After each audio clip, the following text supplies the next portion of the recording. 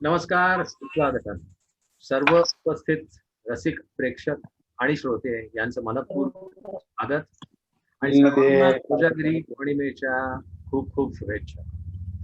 विवांत untamed earth foundation आमचे सर्व सहकारी आणि या आजच्या खास कोजागरी निसर्गायन मध्ये सहभागी होणारे सर्व मान्यवर, त्या सर्वांच्या तर्फे मी आपल्या सर्वांचं मनपूर्वक स्वागत करतो. Vivant untamed earth foundation, biodiversity, environment and us, आपली जैवविविधता, पर्यावरण आणि आपण, this defines our scope of activities.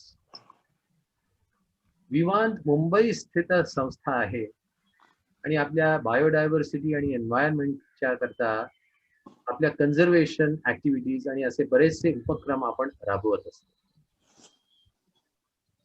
There are a few guiding premises which are very simple. आपल्या जैवविविधतेचा आणि तिच्या आपल्या या ग्रहावरच्या अधिवासाच्या हक्काचा सन्मानपूर्वक स्वीकार, एका पर्यावरण स्नेही जीवनशैलीकडे वाटचाल आणि अत्यंत महत्वाचं म्हणजे आपल्या या नैसर्गिक संपदेकडे फक्त एक पालक म्हणून बघण्याचा दृष्टिकोन. These are our guiding principles. आणि we believe that awareness is 90% solution and education is the key. त्यामुळे आपले सर्व उपक्रम ह्या दृष्टीने आपण डिझाईन करतो आणि त्याच्यामध्ये लेक्चर्स असतात, डेमॉन्स्ट्रेशन्स, प्रदर्शन आहेत, फील्ड ट्रेल्स आहेत, शाळेमध्ये नेचर क्लब्स आहेत, वर्कशॉप्स आहेत, काही विविध प्रोजेक्ट्स आहेत. थोडक्यात सांगायचं तर ही आपली जन्मभूमी आहे, हीच आपली कर्मभूमी आहे.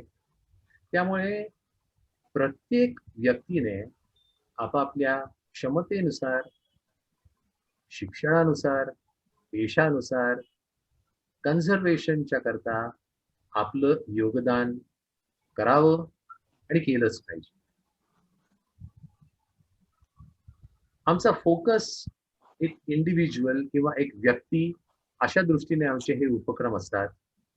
सगळ्यांनी एकत्र यावं, वी शुड लर्न टुगेदर, आदान प्रदान असावं, आपण शेअर करूया, आपण इव्हॉल्व्ह होऊया आणि या सगळ्याच परिणती एका परिवर्तनामध्ये जर का झालं नाही तर ह्या कशाचाच उपयोग. त्याच्यामुळे individual change is what we see. आणि मग प्रत्येक जण प्रत्येकाच्या बॅकग्राऊंड नुसार यात आपापला वाटा उचलतच असतात. एखादा कलाकार कलेच्या माध्यमातून आपल्याला निसर्गाच्या भेटीस नेतो, कवी त्याच्या कवितेच्या माध्यमातून नेतो, टेक्नॉलॉजिस्ट त्याच्या टेक्नॉलॉजीच्या माध्यमातून नेतो. आणि अशा दृष्टीने आपण आजचा हा कोजागरी निसर्गायन कार्यक्रम आयोजित केलेला आहे. या कार्यक्रमात सहभागी होणारे सर्वच जण आपापल्या क्षेत्रामध्ये खूप सुंदर काम करतायत. आणि आपण मगाशी जशी म्हणालो बायोडायव्हर्सिटी, तिथे आलेल्या आणि ह्या उपस्थित असलेल्या प्रत्येक जणामध्ये एक सुंदर डायव्हर्सिटी आपल्याला दिसेल.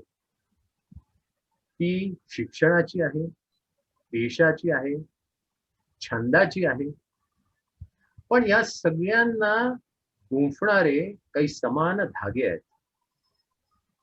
एक म्हणजे हे सर्व निसर्गप्रेमी आहेत आणि दुसरं म्हणजे हे सर्व साहित्यप्रेमी, त्यातूनही काव्यप्रेमी आहेत. आणि या सर्वांच्या साथीने आपली ही कोजागरी नक्कीच खूप रंगणार आहे. कार्यक्रमाच्या कडे वळायच्या आधी एक छोटीशी प्रेमकथा सांगणार आहे तुम्हाला. आमच्या या निसर्ग भ्रमंतीमध्ये फुलपाखरांच्या मागे फिरताना, त्यांचं निरीक्षण करताना, त्यांचे फोटो काढताना कधी प्रेमात पडलो हे कळलं सुद्धा नाही. आणि या सगळ्यांची परिणती अशी झाली की आम्ही फुलपाखरांवर आयोजित असं एक प्रदर्शन भरवलं. या प्रदर्शनाला प्रमुख पाहुणे म्हणून आयझॅक केहमकर, ज्याला आपण बटरफ्लाय मॅन ऑफ इंडिया म्हणतो, ते उपस्थित होते. हे आमचं भाग्य. या निमित्ताने एक मनोगत म्हणून मी एक छोट्याशा या काही ओळी लिहिल्या होत्या. माझं फुलपाखरांवरचं प्रेम. I fell in love with these winged beauties, their fragility, their ethereal beauty, their colors, at times iridescent vivid rainbows, staring at us, proclaiming their presence to the world, at times drag, hiding. Their movements majestic, gliding, floating, swift, hovering. Chasing them has been like chasing a dream, exciting, frustrating, tiring, exhilarating, rewarding, all this and much more. Their short presence on earth and yet how they light up our world. Can you imagine a world without them? There can never be my last butterfly. Come, I invite you to fall in love. आणि त्या वेळेला जी ही प्रेमकथा सुरू झाली, ती खरं म्हणजे आजतागायत चालूच आहे.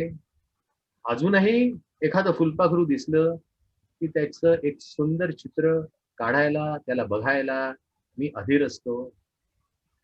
आमचं हे सर्व कलेक्शन महाराष्ट्र नेचर पार्क मध्ये एका स्थायी स्वरूपामध्ये देखील ठेवण्यात आलं. आणि अशाच या भटकंतीमध्ये एक फुलपाखरू अलगद माझ्या समोर आलं. एक सुंदर कविता आहे ज्योत्स्ना चांदुळे यांची. आपल्या कार्यक्रमाचा टोन सेट करायला मी ह्याने एक सुरुवात करतो. फुलपाखरू. 5वीच्या वर्गात कविता शिकवत होते फुलपाखरू. समोरच्या 60 फुलांच्या 120 लुकलुकणाऱ्या डोळ्यातून एक एक फुलपाखरू उतरत उतरत बसत होतं पुस्तकातल्या पानावर. पानावरल्या झाडांवर, वेलींवर, फुलांवर 5वीच्या वर्गात कविता शिकवत होते फुलपाखरू. आणि नंतर संपूर्ण वर्गात भिरभरत होती रंगीबेरंगी फुलपाखरू.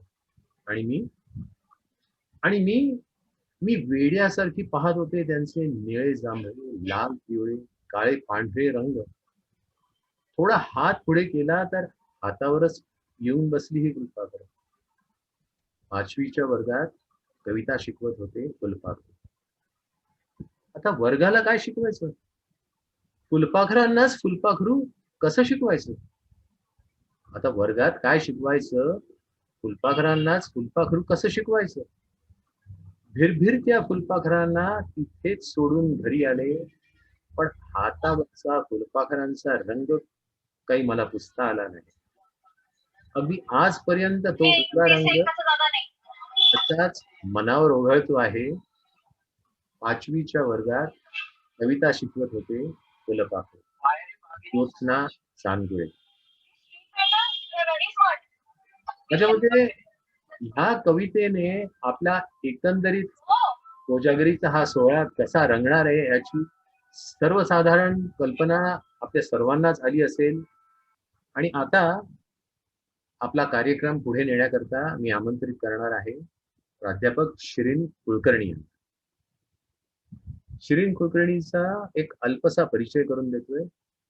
बाकी सगळ्या मान्यवरांचा परिचय त्या करून देतीलच. रुईया SIS आणि नव्या मुंबईतील ICL शिक्षण संस्थेचे मोतीलाल झुंझुनवाला या महाविद्यालयामध्ये एकूण 36 वर्ष मराठीचे अध्यापन. अनेक वर्तमानपत्रातून, मासिकातून लेख आणि कविता प्रसिद्ध. सध्या पुणे साहित्यप्रेमी भगिनी समाजाच्या स्त्री लिखित वाङ्मयाच्या इतिहासाच्या 2011 ते 2020 या कालखंडासाठी कादंबरीवर काम चालू आहे. हा एक भाग झाला. तसाच एक दुसरा भाग म्हणजे शिरीन कुलकर्णी पक्षी निरीक्षणामध्ये कायम असतात. सुरुवात झाली त्यांची रुईयामध्ये विद्यार्थिनी असताना. एक नोटेबल इन्सिडेंट म्हणजे Birdman of India doctor Salim Ali यांच्याबरोबर देखील नेचर वॉकची त्यांना एक संधी मिळाली आणि त्यावेळेपासून त्यांचं बर्ड वॉचिंग सुरूच असतं. इनफॅक्ट त्यांचे यजमान एक अप्रतिम बर्ड वॉचर आणि बर्ड फोटोग्राफर. तर आमंत्रित करतो प्राध्यापक शिरीन कुलकर्णी यांना. कार्यक्रमाची सर्व सूत्र आता त्यांच्या हवाली आहेत. Shirin Kulkarni, thank you so much. धन्यवाद डॉक्टर शेवडे. कोजागिरी निसर्गायन या कार्यक्रमामध्ये मी शिरीन कुलकर्णी माझ्याकडून सगळ्यांचं स्वागत करते. आपल्याला वाङ्मय आणि निसर्ग यांची सांगड घालत पुढे जायचं आहे. खरं म्हटलं तर वाङ्मयातून निसर्ग व्यक्त होणं याची परंपरा खूप जुनी आहे, ते संस्कृत पासून चालत आलेली. पण तितकं मागे जायला आपल्याला वेळ नाही आणि त्यामुळे मी संत वाङ्मयापासून थोडीशी सुरुवात करणार आहे. ज्ञानेश्वर, नामदेव, रामदास या सगळ्यांनीच आपल्या आपल्या रचनांमधनं निसर्गाचं वर्णन केलं, निसर्गाचे अनुभव व्यक्त केले. ज्ञानेश्वरांच्या एक दोन ओळी सांगते. कमळावरी भ्रमर पाये टेकिती हळुवार, कमळावरी भ्रमर पाये टेकिती हळुवार, की कुचंबैल केसर या शंका. ज्ञानेश्वरांच्या या ओळींनंतर नामदेवांच्याही ओळी मला आठवतात. नामदेवांनी पावसाचं वर्णन केलेलं आहे. मल्हार महुडे गगनी दाटले, मल्हार महुडे गगनी दाटले, विजू खळे गर्जिनले गे माय. तसंच रामदासांच्याही ओळी मला आठवतात. रामदास खरं म्हटलं तर सगळ्याच बाबतीमध्ये अत्यंत ज्ञानी होते असंच म्हणायला हवं. रामदासांनी आपला दासबोध हा ग्रंथ शिवथरघळीमध्ये लिहिला. आपल्यापैकी अनेकांनी शिवथरघळ पाहिली असेल. तिथे प्रचंड मोठा धबधबा आहे, इतका मोठा की आपल्याला त्या धबधब्याच्या समोर उभं राहून एकमेकांशी बोलणं सुद्धा शक्य होत नाही, एवढा त्याचा आवाज येतो. त्या धबधब्याचं वर्णन करणारं जे काव्य रामदासांनी केलेलं आहे ते तिथे लावलेलं आहे, ते अत्यंत अप्रतिम आहे. त्याच्या एक दोन ओळी मी म्हणते. पहिल्यांदा, गिरीचे मस्तकी गंगा तेथुनी चालली बळे, गिरीचे मस्तकी गंगा तेथुनी चालली बळे, धबाबा लोटल्या धारा धबाबा तोय आदळे. अशा या रामदासांच्या ओळी. रामदास हा संत अत्यंत रोखठोक, अतिशय व्यवहार ज्ञानी आणि अतिशय जाणकार होता. त्यांनी संपूर्ण भारतभर भ्रमण केलं आणि त्यामधनं जे काही ज्ञान त्यांना मिळालं त्याच्यामधून मग शहाण्याची लक्षणं, वेड्याची लक्षणं हे सगळं जसं त्यांनी सांगितलं तसंच आपल्याला त्यांच्या रचनांमधनं निसर्गाची झलकही बघायला मिळायला लागली. आणि त्यांनी झाडांची माहिती देणारं फार सुंदर काव्य लिहिलेलं आहे, जे आपल्या समोर सादर करणार आहेत डॉक्टर मंदार दातार. मंदार दातार यांनी MSc PhD केलेलं आहे. वनस्पती वर्गीकरण शास्त्र या विषयावर त्यांचं संशोधन आहे आणि आघारकर संशोधन संस्था पुणे या केंद्र सरकारच्या संस्थेमध्ये शास्त्रज्ञ म्हणून ते कार्यरत आहेत. मी मंदार दातार यांना आमंत्रित करते की त्यांनी रामदासांचं काव्य सादर करावं. नमस्कार, माझा आवाज ऐकू येतो ना? नमस्कार, येतोय. आत्ताच शिरीन मॅडमनी रामदासांच्या किरीचे मस्तकी गंगा तेथोनी चालली बळे या शिवथरघळी मधल्या त्यांनी जे लिहिलंय, शिवथरघळीच्या धबधब्याचं वर्णन ते सांगितलं.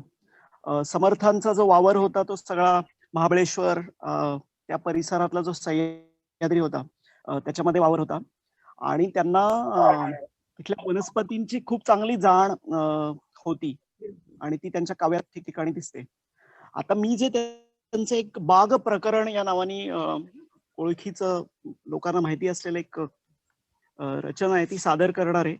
त्याच्यात त्यांनी जवळपास 277 वनस्पतींची नावं घेतलेली आहेत आणि एवढ्या सगळ्या वनस्पती आत्ताच्या वनस्पती वर्गीकरण शास्त्रज्ञांनाही लक्षात ठेवायला किती जड जातात. त्या काळात तर ते आणखीनच अवघड असेल. आता बऱ्यापैकी सूत्रबद्ध झाले वर्गीकरण शास्त्र आणि सगळ्या गोष्टी. त्यांना कोणीतरी समर्थांना विचारलं की मी काय लावलं पाहिजे, बागेमध्ये काय लावलं पाहिजे. आता आपला बाग आपला आत्ताचा जो अप्रोच आहे तो म्हणजे सुंदर, सुवासिक आणि उपयुक्त वनस्पती लावणे. पण त्या काळात, समर्थांच्या काळात, जे बागेला जो अर्थ होता तो जरा जास्ती विस्तृत होता, वेगळा होता. आणि खूप साऱ्या वनस्पतींची तिने वर्णनं केली आहे, ज्याच्यामध्ये औषधी वनस्पती आहेत, अर्थात सुंदर वनस्पती आहेतच, खाद्य वनस्पती आहेत, रानटी खाद्य वनस्पती आहेत. आणि सगळ्यात या मी म्हणलं तसं 277 वनस्पतींची नावं याच्यामध्ये आहेत. त्याच्यात सगळ्यात त्याच्यामुळं वेगळेपण काय वाटतं की वनस्पती वर्गीकरण शास्त्र जे आता युरोपियन चष्म्यातून आपण सध्याचं बघतो, त्याच्यामध्ये वनस्पतींची जशी रचना आहे, एका कुळात वनस्पती ठेवलेल्या आहेत, तशा अनेक एकाच कुळातल्या वनस्पती त्यांनी एकत्र ठेवलेल्या आहेत. म्हणजे त्या काळात आपल्याकडेही फिलॉसॉफी असणार की काहीतरी बघून यांचं ग्रुपिंग करता येणं शक्य आहे. तर मी ती कविता वाचतो, रचना वाचतो, आणि ती तुम्ही त्याच्यातली नावं लक्षात घ्या. नावच इतकी गमतीदार आणि छान आहेत त्याच्यातली. 277 वनस्पती आहेत मी म्हणलं तसं. तेव्हा रामदासांना समर्थ रामदास का म्हणतात, हे एक काव्य वाचलं तरी आपल्या लक्षात येऊ शकेल. विषय निघाला स्वभावे, बागेमध्ये काय लावावे. विषय निघाला स्वभावे, बागेमध्ये काय लावावे, म्हणून घेतली नावे काही एक.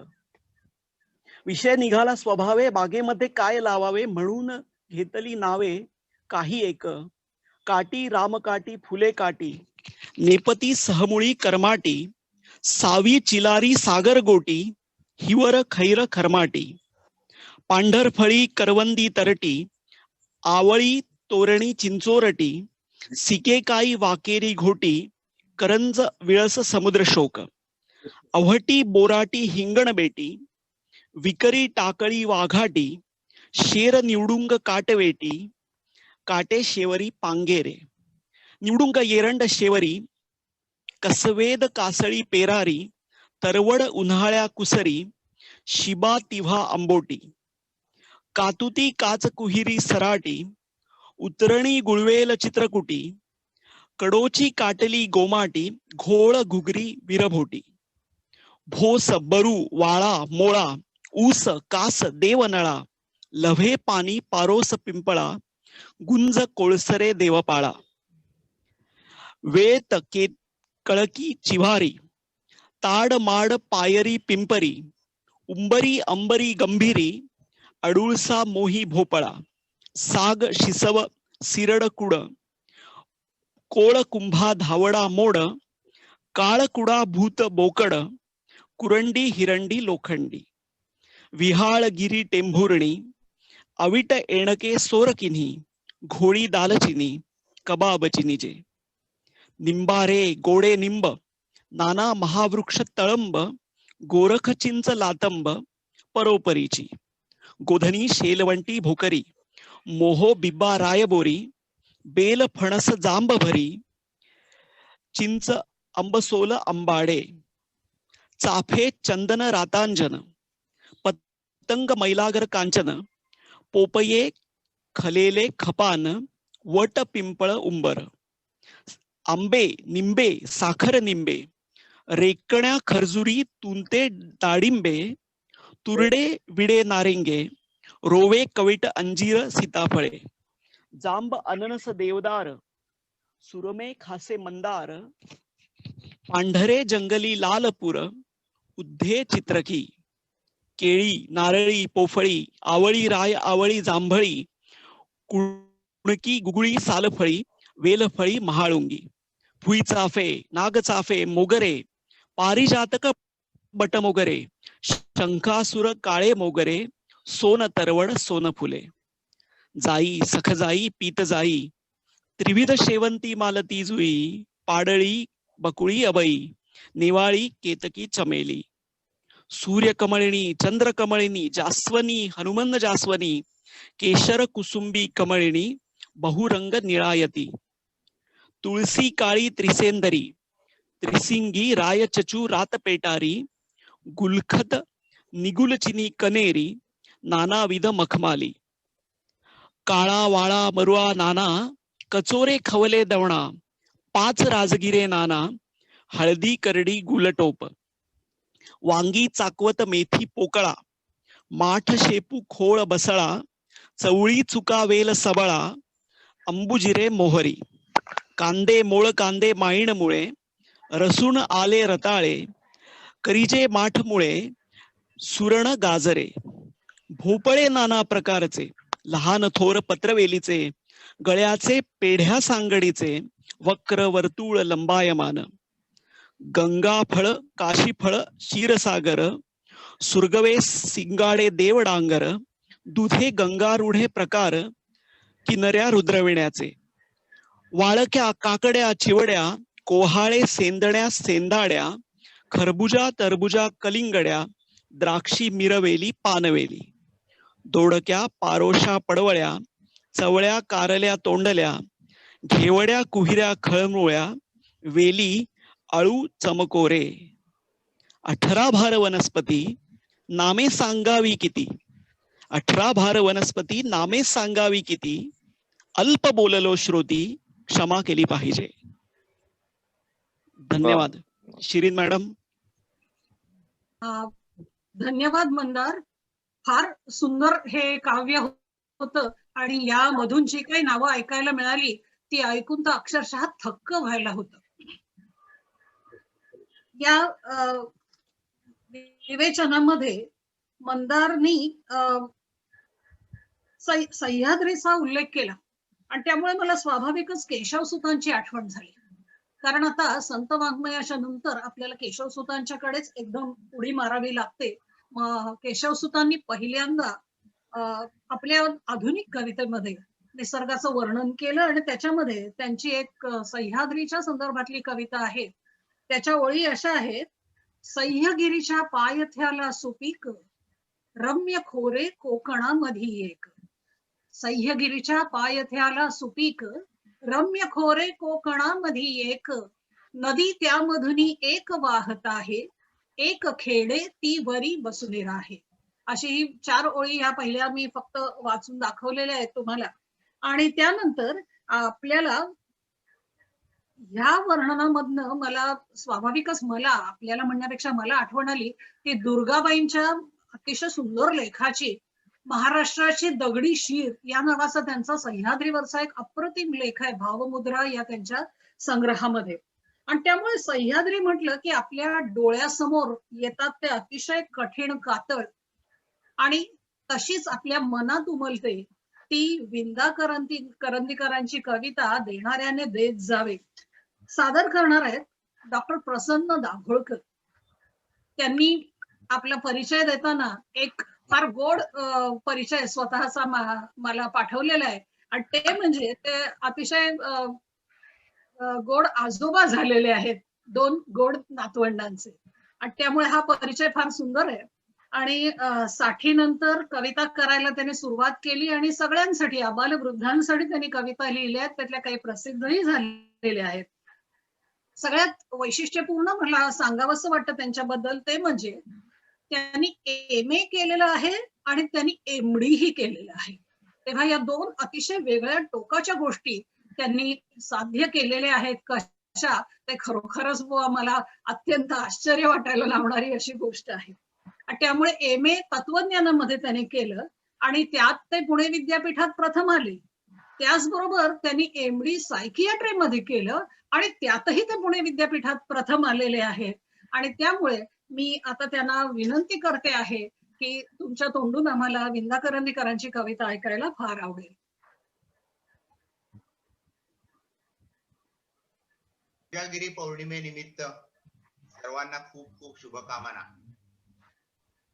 दूर राहून आनंद साजरा करूया म्हणजे आपल्याला दीर्घकाळ आयुष्यात आनंद साजरा करता येईल. निसर्ग म्हणजे सारं विश्वच आलं. अगदी ताऱ्यांपासून, ग्रहमालिकांपासून, आकाशगंगांपासून ते किड्यांपर्यंत, वनस्पतींपर्यंत त्याच्याकडून घेण्यासारखं खूप आहे. चंद्र सूर्याकडून प्रखर प्रकाश घेतो आणि आपल्या शीतल चांदण्याचा वर्षाव धरेवर करतो. दूध आज कोजागिरी पौर्णिमा आहे. दूध उष्णता आत्मसात करून स्वतःला आटवून मधुर बनतं, सुवासिक बनतं आणि आपल्याला आनंद देतं, आपली रुची तृप्त करतं. कवी निसर्गाची असंख्य रूपं, मग ती चांगली असतील, वाईट असतील, दुष्ट असतील, सुष्ट असतील, सुखदायक असतील, वेदनादायक असतील, ती आपल्यासमोर मांडून निसर्गाचा आणि माणसाचा आंतरिक संबंध आपल्यासमोर उभा करतो. पण आपण सर्वसामान्य माणसं काय करतो, म्हणजे उदाहरणार्थ गॉसिपिंगच्या भाषेत आज जे इथं उपस्थित आहेत ते सोडून बाकीची माणसं काय करतात? आज जास्त न बोललेलं बरं. माणसानं निसर्गाशी आणि सजीवांशी कसा व्यवहार करावा हे या विंदा करंदीकरांनी त्यांच्या कवितेत स्पष्ट केलेलं आहे. कवितेचं नाव आहे देणाऱ्याने देत जावे. कवी विंदा करंदीकर. देणाऱ्याने देत जावे, घेणाऱ्याने घेत जावे. हिरव्या पिवळ्या माळावरून हिरवी पिवळी शाल घ्यावी. सह्याद्रीच्या कड्याकडून छातीसाठी ढाल घ्यावी. इथं परत सह्याद्रीचा कडा आहेच महाराष्ट्रात सर्वत्र. वेड्या पिशा ढगाकडून वेडेपिसे आकार घ्यावे. रक्तामधल्या प्रश्नांसाठी पृथ्वीकडून होकार घ्यावे. उसळलेल्या दर्याकडून पिसाळलेली आयाळ घ्यावी. भरलेल्या भीमेकडून तुकोबाची माळ घ्यावी. देणाऱ्याने देत जावे, घेणाऱ्याने घेत जावे. घेता घेता एक दिवस देणाऱ्याचे हात घ्यावे. निसर्गाच्या विविध रूपांकडून आपण काय घ्यावे हे विंदांनी या कवितेत अतिशय सुंदर मांडलेलं आहे. त्यांनी म्हटलंय घेणाऱ्याने घेत जावे, याचा अर्थ आपण ऊस मुळासारखा पासून खावा गोड लागला म्हणून असं नाही, तर निसर्गाकडून दातृत्व घ्यावं हे आपल्या सर्वांना माहिती आहे.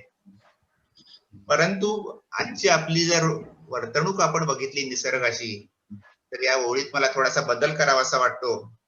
दुर्दैवानं घेता घेता एके दिवशी सारे लुटूनी फस्त करावे. आपली वृत्ती आज अशी झालेली आहे, घेता घेता एके दिवशी सारे लुटूनी फस्त करावे.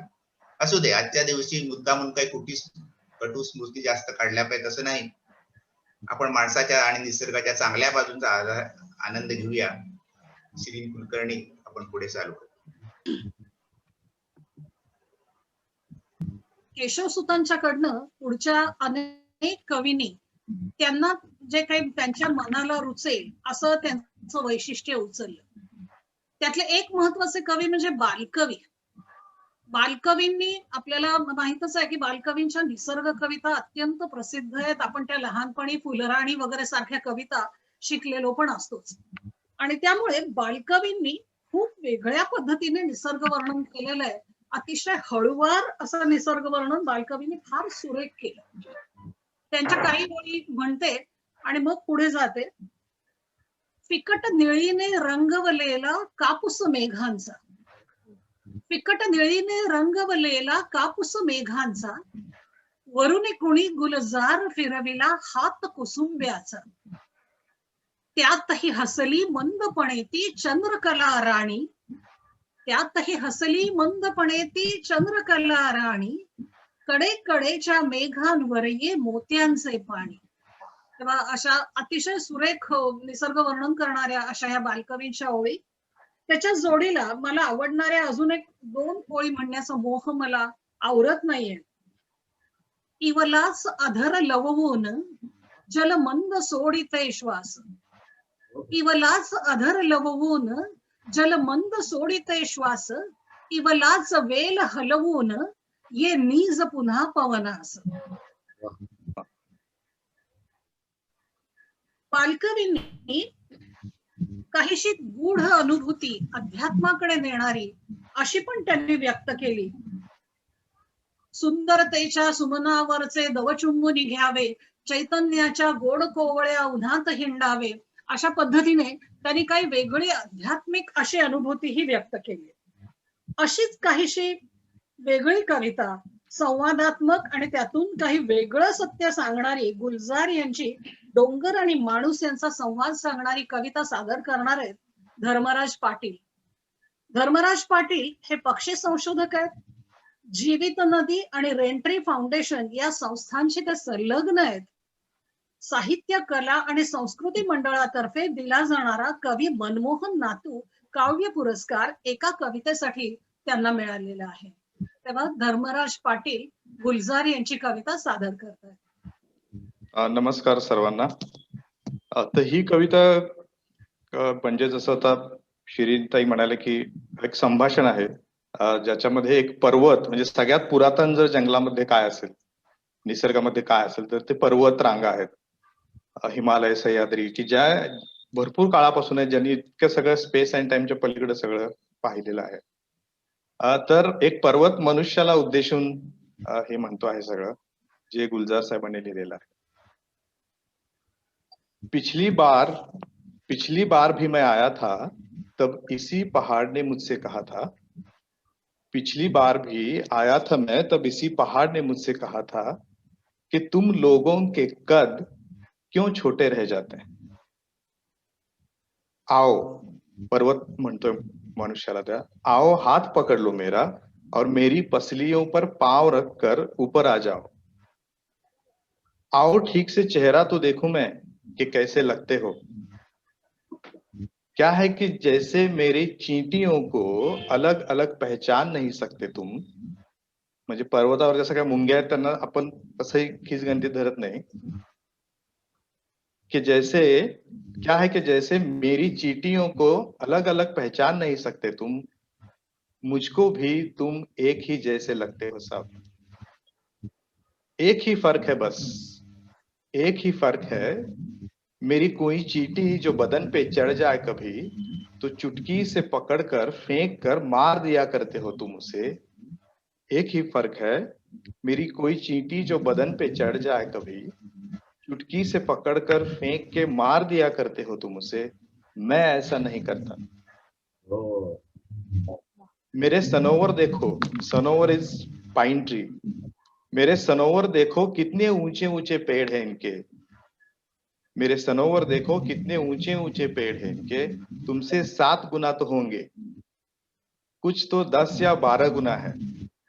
उम्रें देखो इनकी तुम इतनी बड़ी है, सदियों जिंदा रहते. कह देते हो कहने को तुम, कह देते हो कहने को तुम, मगर बड़ों की इज्जत करते नहीं तुम, इसलिए तुम लोगों के कद इतने छोटे रह जाते हैं. इतना भी अकेला नहीं हूं मैं जितना तुम समझते हो, इतना भी अकेला नहीं हूं मैं जितना तुम समझते हो, तुम ही हो जो भीड़ में रहकर भी तन्हा तन्हा लगते हो. भरे हुए जब बादलों के काफिले, भरे हुए जब काफिले बादलों के जाते हैं, झप्पियां डालकर मिल के जाते हैं वो मुझसे. म्हणजे ढग ज्यावेळी पास होतात त्यावेळी पर्वताला मिठी मारून जातात. भरे हुए जब काफिले बादलों के जाते हैं, झप्पियां डालकर मिल के जाते हैं वो मुझसे, दरिया भी उतरते हैं तो पांव छू कर विदा होते हैं. देखता हूं कितनी छोटी छोटी उम्रों में तुम मिलते और बिछड़ते हो, देखता हूं कितनी छोटी छोटी उम्रों में तुम मिलते और बिछड़ते हो, ख्वाहिशें और उम्मीदें भी छोटे छोटे उम्रों जितनी.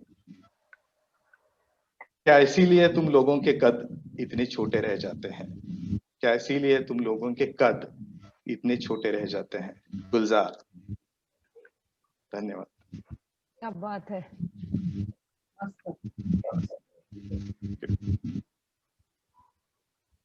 यानंतरची जी कवी पिढी होती ती कवी पिढी होती बोरकर, अनिल आणि कुसुमाग्रज यांची. त्यापैकी बोरकर आणि निसर्ग हे अविभाज्य घटकच होते असं म्हणावं लागेल. कारण बोरकर हे गोव्याचे कवी आहेत आणि गोवा हा कायम निसर्ग समृद्ध असाच प्रदेश आहे आणि त्यामुळे बोरकरांच्या कवितेमध्ये निसर्ग उमटणं हे स्वाभाविकच आहे. त्यात बोरकर चित्रकार होते आणि त्यामुळे बोरकरांची कविता ही चित्रमय शैली घेऊन येते. निळ्या जळावर कमान काळी कुठे दुधावर आली शेते, निळ्या जळावर कमान काळी कुठे दुधावर आली शेते, थंडाव्याची कारंजीशी कुठे गर्द बांबूची बेटे, असं वर्णन बोरकरांनी आगगाडीतून जाताना दिसलेल्या दृश्यांचं केलेलं आहे. असंच चित्रमय वर्णन करणारी मंदार दातार यांची कारवीवरची कविता सादर करतील केतकी घाटे. केतकी घाटे या आयकॉस फॉर इकॉलॉजिकल सर्व्हिसेस या पर्यावरणीय सेवा देणाऱ्या कंपनीच्या संस्थापिका आणि संचालिका आहेत. पर्यावरण पुनरुज्जीवन, जैवविविधता संवर्धन आणि निसर्ग शिक्षण या क्षेत्रात त्या गेली 18 वर्ष कार्यरत आहेत.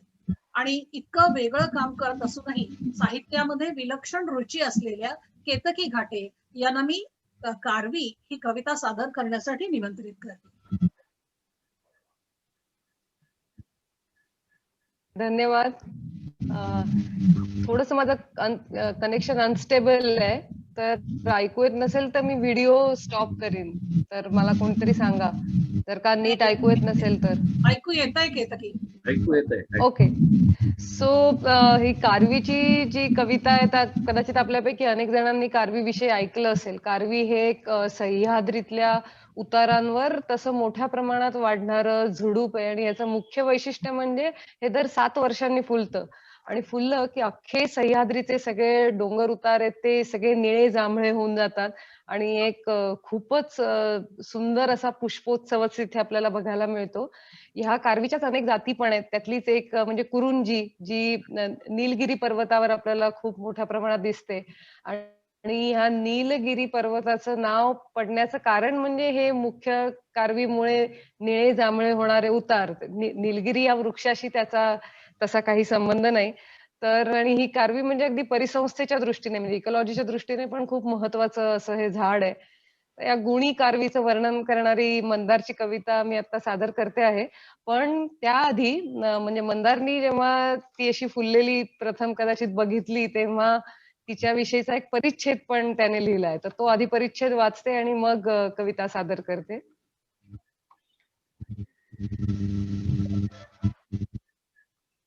तोरण्यानं मला त्या दिवशी चांगलंच फसवलं. पायथ्याशी आलो तेव्हा आकाशात ढगांचा मागमूसही नव्हता. चालायला सुरुवात केली तेव्हा पाठीवर उन्हानी छत्री धरली होती.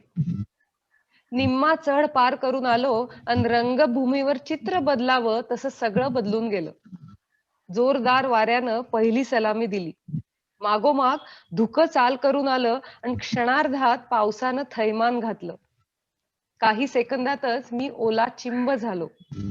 पण चालायचं थांबवलं नाही. चालतच राहील.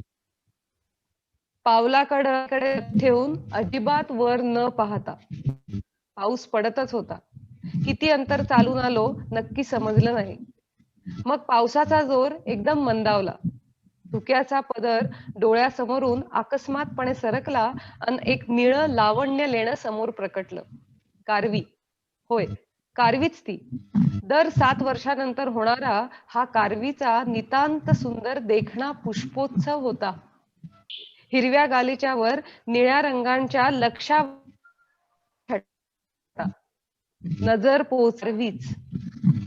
अजूनही तोरणगडावरचा पाऊस आणि त्या पाठोपाठ कारवीचं दर्शन ही 2 चित्र मी अलग करू शकलो नाहीये.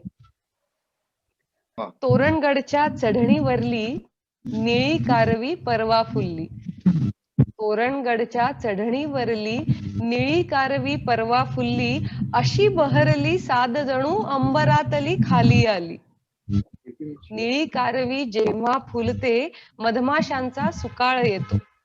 निळी कारवी जेव्हा फुलते मधमाशांचा सुकाळ येतो. मकरंदाचे कुंभ सांडती बहर एवढा अपार येतो.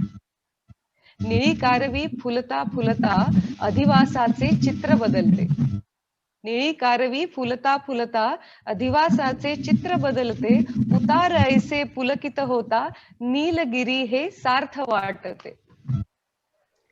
कुठे कुरुंदी कुठे वायटी माळ कारवी आणि टोपली.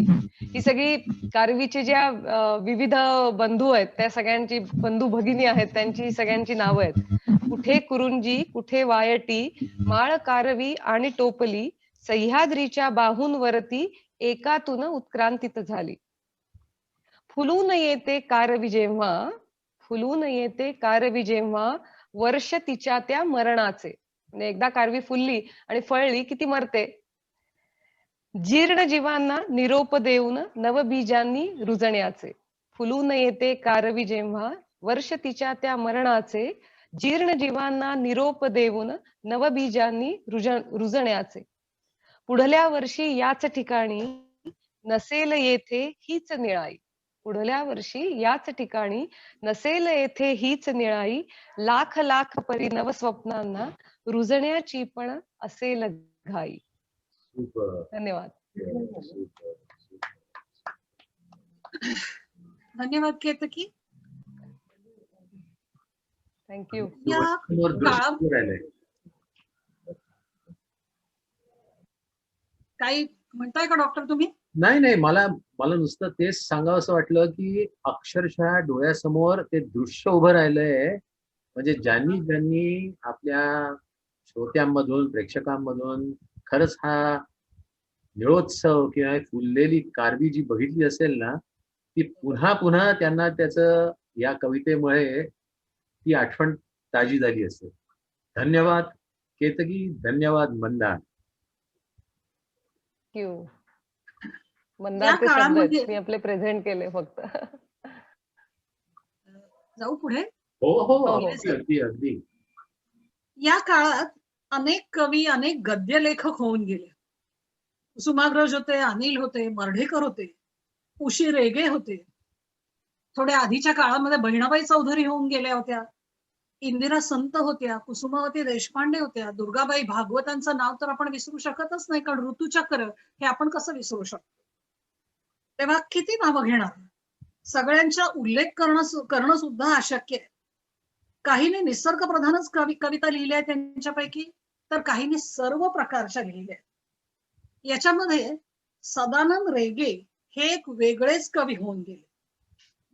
दुपारच्या रखरखीतपणाचं अतिशय उदास, भकास असं वर्णन अनेकांनी केलं. पण सदानंद रेग्यांनी हे फार गमतीदार पद्धतीने सादर केलंय आणि ते लिहिलंय, आणि ते मी वाचून दाखवणार आहे.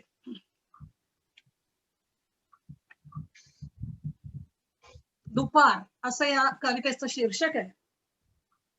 या ग्रंथसंग्रहालयात निशब्दाच्या हातातलं ते कोरं पुस्तक पहा कसं पेंगतंय. दुपारच्या वेळेला कोण असणार आहे, त्यामुळे निशब्दच. या ग्रंथसंग्रहालयात निशब्दाच्या हातातलं ते कोरं पुस्तक पहा कसं पेंगतंय.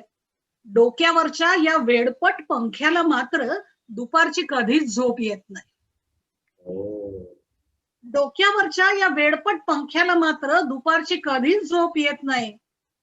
सूर्यफुलासारखी उमलणारी, उन्हाचा स्कर्ट घातलेली, बॉबकट केलेली ती मुलगी. सूर्यफुलासारखी उमलणारी, उन्हाचा स्कर्ट घातलेली, बॉबकट केलेली ती मुलगी केव्हापासून घुटमळते कविता संग्रहांच्या कपाटापाशी. पण तेही बेटे झोपी गेलेले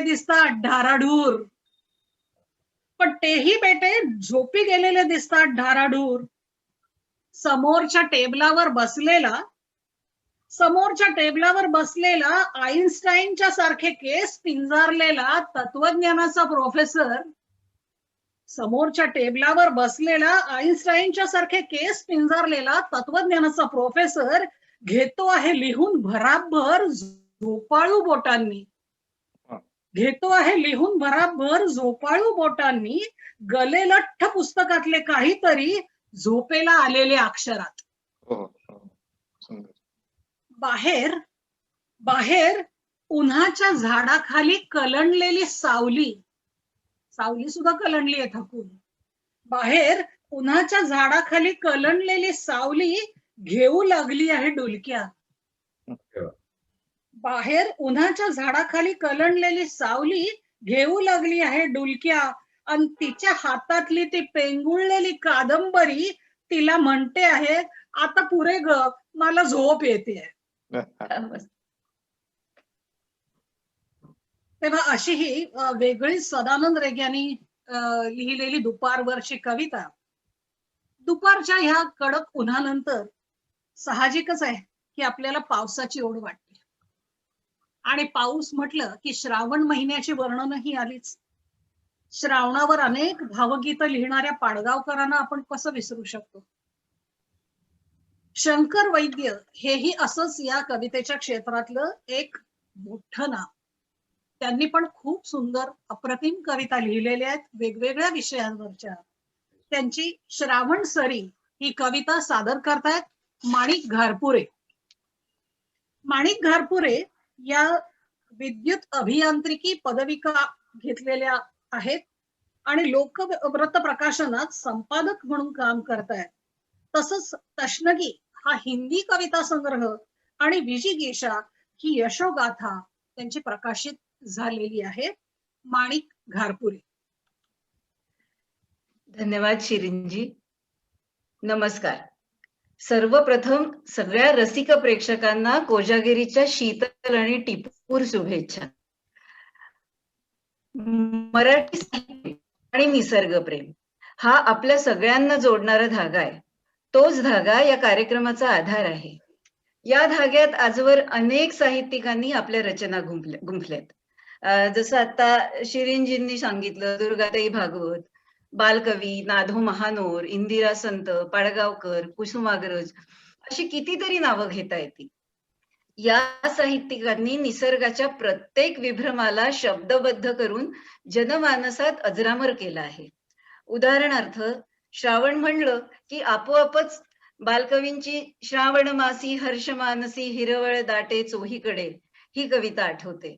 तसंच पाडगावकरांचं श्रावणात घननिळा बरसला हे लताबाईंनी गायलेलं गीत आठवतं. आणखीनही असतीलच, कारण श्रावण एकच असला तरी प्रत्येकाला तो वेगळा दिसतो. आज मी कवी शंकर वैद्य यांची श्रावण सरी ही कविता सादर करते. कवी शंकर वैद्य यांनी श्रावण जितक्या उत्कटतेने अनुभवला तितक्याच तरलतेने तो शब्दात मांडलाय. शब्द आणि त्यांचे भाव हळूवार असले तरी त्या शब्दांचं सामर्थ्य विलक्षण आहे. ही कविता वाचताना किंवा ऐकताना ते दृश्य आपल्या मनपटलावर जिवंत होत जातं. त्या हवेच्या मातीच्या गंधासकट आपण अनुभवलेल्या श्रावण सरी मनात गर्दी करतात. कवी शंकर वैद्यांची ही कविता पुनःप्रत्ययाचा आनंद देते. श्रावणातल्या ऊन पावसाच्या खेळातली अनोखी मजा जरा ऐकूयात. तर सादर करते शंकर वैद्य यांची कविता श्रावण सरी. मेघ सावळा फुलारुनिया विरघळला अंबरी, मेघ सावळा फुलारुनिया विरघळला अंबरी, कलत्या रवीचे ऊन विचारित आल्या श्रावण सरी. तुषार चुंबुन किरण कोवळे कलती पूर्वेकडे, तुषार चुंबुन किरण कोवळे कलती पूर्वेकडे, वसुंधरेला इंद्रधनुचे स्वप्न गुलाबी पडे. खुळा होऊनी मेघडवरुनी नाचे मोरा परी, खुळा होऊनी मेघडवरुनी नाचे मोरा परी, गिरक्या घेऊन मंद उतरती या सोनेरी सरी. सरीस फुटते हास्य उन्हाचे, सरीस फुटते हास्य उन्हाचे, ऊन पाझरे उरी, अनुरक्तीची मिठी रेशमी काया पालट करी. नभी अजूनही मेघ उपणितो तुषार मोत्यांपरी, नभी अजूनही मेघ उपणितो तुषार मोत्यांपरी, अजून लावतो रवी क्षितिजांना सोनेरी झालरी. निळ्या घनातून घन निळाचे, निळ्या घनातून घन निळाचे भास किती पांगले, पूर्वेवरती म्हणून सुदर्शन अजूनही खोळंबिले. विस्मित होऊन हासून बघते ही ओले ती धरा, विस्मित होऊन हासून बघते ही ओले ती धरा, भिजून सुकते सुकून भिजते सुकते भिजते जरा. सघन सुखाची ओढ अनावर, सघन सुखाची ओढ अनावर, दाटे तिची या उरी, ऊन सरीतून घार भरारे दिगंत मेघोदरी, ऊन सरीतून घार भरारे दिगंत मेघोदरी. धन्यवाद. खूपच छान, सुपर. फार मधुर अशी ही कविता होती. पण या श्रावणावरनं मला एक गंमत आठवली की कोकणामध्ये असं म्हटलं जातं की श्रावणामध्ये ऊन पावसाचा खेळ कसा असतो, तर शेतकरी ज्या वेळेला शेतामध्ये बैलजोडी चालवत असतो त्यावेळेला एका बैलावर पाऊस पडतो आणि एका बैलावर ऊन असतं, असं गमतीने म्हटलं जातं. तर श्रावणावरती अनेक कविता लिहिल्या गेल्या. या मध्ये शांता शेळके यांचंही एक नाव उजवं आहे आणि त्यांनी खरं म्हटलं तर खूप वेगवेगळ्या प्रकारचं लेखन केलेलं आहे. त्यांनी गद्य लिहिलंय, त्यांनी काव्य लिहिलंय, त्यांनी अत्यंत गाजलेली अशी तोच चंद्रमा नभात सारखी भावगीतं लिहिलेली आहेत. त्यांनी आपल्याला माहितीये की सालीवरती शब्दरचना करून सिनेमासाठी चित्रपटांसाठी गाणी लिहिलेली आहेत.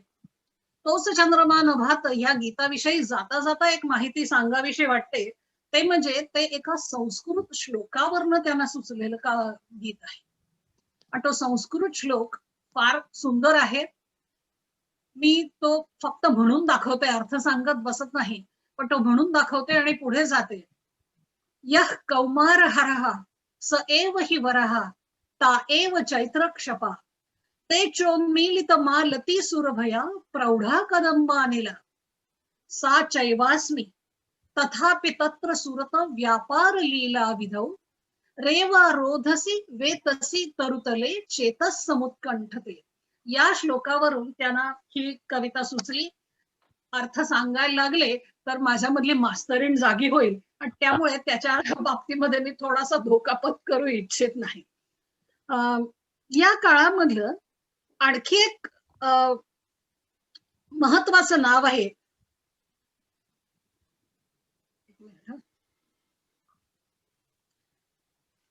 शांता शेळक्यांविषयीच आपण बोलतोय, मग जरा थोडस पुढे मागे झालं लक्षात घेताना शांता शेळक्यांच्या अशाच एका कवितेचं वाचन गुरुदास नूलकर करणार आहेत. आता आपण तोच चंद्रमा नभात विषयी बोललो आणि त्यामुळे त्याच नभाविषयी, त्या गगनाविषयी या कवितेमध्ये त्यांनी वर्णन केलेलं आहे. गगनागंध आला, गुरुदास नूलकर. गुरुदास नूलकर हे सिम्बायोसिस मध्ये मॅनेजमेंटचे प्राध्यापक आहेत आणि इकॉलॉजिकल सोसायटीमध्ये विश्वस्त आणि शिक्षक आहेत. गुरुदास नूलकर. डॉक्टर गुरुदास नूलकर त्यांनी रेकॉर्डिंग पाठवलंय.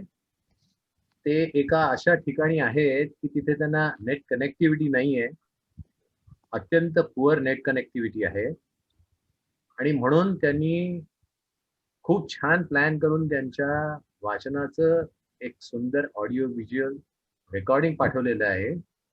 त्याचा आपण आस्वाद घेऊया.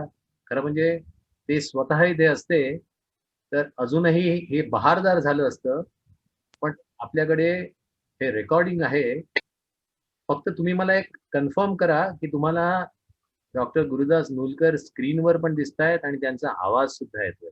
मी आता शेअर करतोय त्यांचं रेकॉर्डिंग. वसंत ऋतूची चाहूल लागली की निसर्ग कसा सरसावतो ना, काही दिवस कडक होणार असतं आणि याच्या तयारीत काही वनस्पती आपली पानझड सुरू करतात. पळस, पांगारा, काटेसावर सारखी झाडं फुलायला लागतात. साधारण फेब्रुवारी महिन्यात सह्याद्रीच्या घाटातून कोकणात उतरताना हे विलोभनीय दृश्य पाहायला मिळतं. हिरव्या गर्द झाडीत यांची फुलं अगदी स्पष्ट उठून दिसतात. येणाऱ्या दिवसाच्या रणरणत्या उन्हाला शोभेल असा त्यांचा रंग असतो. लालसर अबोली फुलांनी भरलेला पळसाकडे पाहून कोणा एका ब्रिटिशरने ह्या झाडाला चक्क फ्लेम ऑफ फॉरेस्ट असं नाव ठेवलं होतं म्हणे. एखाद्या कवीच्या नजरेतून हे दृश्य सुटत नाही. शांताबाई शेळके या प्रतिभावंत कवयित्रीने वसंत ऋतूचे या कवितेतून काय सुरेख वर्णन केले आहे ते पाहूया. या कवितेला श्रीधर फडके यांनी तितक्याच ताकदीची चाल लावली आहे. हे गीत इतकं उत्कृष्ट झालं की 3 मातब्बर गायकांनी हे गाणं म्हटलेलं आहे.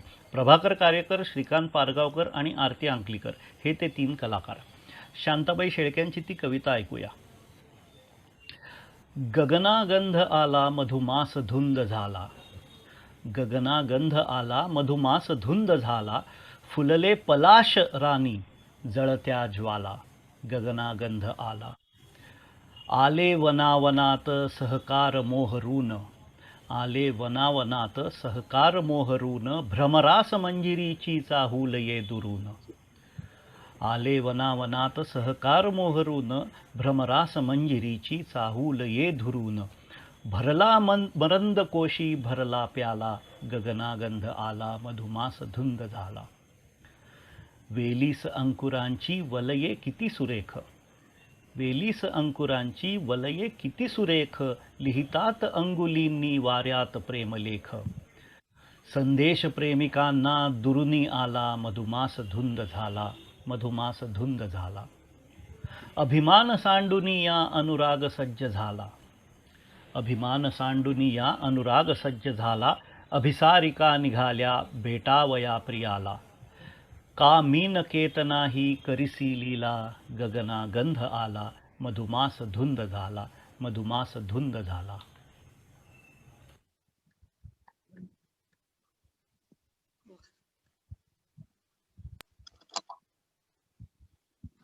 आकाशाच्या गंधाविषयी आपण ऐकलं, पण आकाशाच्या निळ्या रंगाचीही आपल्याला भूल पडतेच ना.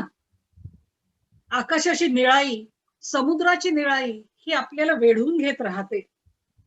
निळी आहे सारणी निळ्या मोत्यांचे गे पाणी, असं म्हणणाऱ्या ज्ञानेश्वरांना ती पडते. तशीच ती ग्रेस यांच्या कवितेतूनही वारंवार व्यक्त होते. ग्रेस यांची कविता आपल्या समोर सादर करतायत मंदार दातार. नमस्कार, ऐकू येते ना? ग्रेसांची निळाई नावाची कविता आहे. आणि आता केतकीनी कारवी वाचली. कारवीच्या ज्या फुलण्यात आहेत त्याच्यात निळ्याच्या लक्षावधी छटा आहेत. तसं या ग्रेसांच्या कवितेत निळ्याचे अनेक रंग आहेत. आणि आपल्याला माहितीच आहे, ग्रेस हे संध्याकाळचे कवी म्हणून विख्यात आहेत. आणि त्यांच्या कवितेत असलेली दुःखाची लय आहे किंवा जी गूढता आहे ती एकदम मोहून टाकणारी आहे. यशवंत देव एकदा म्हणाले होते की ग्रेसांची कविता कळली नाही तरी त्यांच्या कवितेतलं जे गूढतेचं धुकं आहे त्याचं अंगावर पांघरून घेऊन नुसतं पडून राहायला आवडतं. एक छान त्यांचा मेसेज आहे. ते म्हणतात की पाठ शिवणीचा खेळ पोट शिवणीच्या साठी, थोडे रडू येता मृत्यू हसू लागे ओठी. आता तक्रारच नाही तुम्ही शांतपणे जगा, देठ तोडताना पण ठेवा फुलासाठी जागा. असा तो फार त्यांच्या कवितेतलं जे काही म्हटलं तसं गूढता आहे आणि ती फार छान आहे. या कवितेत पुढची जी कविता आहे त्याच्यात सगळ्या निळाईचे, निसर्गातल्या निळाईची वर्णन आहेत. आणि त्याच्यात निळा चंद्र तर आपल्या अनेक कवितांमध्ये येतो. त्यांच्या कवितेत, या कवितेत निळा सूर्यास्त आहे. आणि नासानं नुकतंच सांगितलंय की मंगळावर जो सूर्यास्त आहे तो निळा असतो. म्हणजे आपल्याकडे कसा केसरी सूर्यास्त असतो तसा मंगळावर जाऊन सूर्यास्त बघितला तर तो निळा दिसेल. एक ग्रेसांना ते माहिती असेल का नाही माहित नाही, पण त्यांच्या कवितेत जे काही उलगडत जातं ते फार अप्रतिम आहे. आणि कदाचित प्रत्येकाला या कवितेतला अभिप्रेत असलेला अर्थ वेगळा लागू शकेल.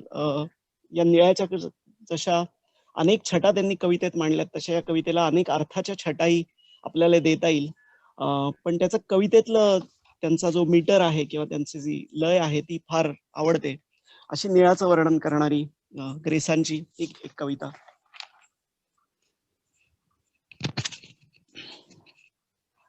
असे रंग आणि ढगांच्या किनारी, निळे ऊन लागे मला साजणी.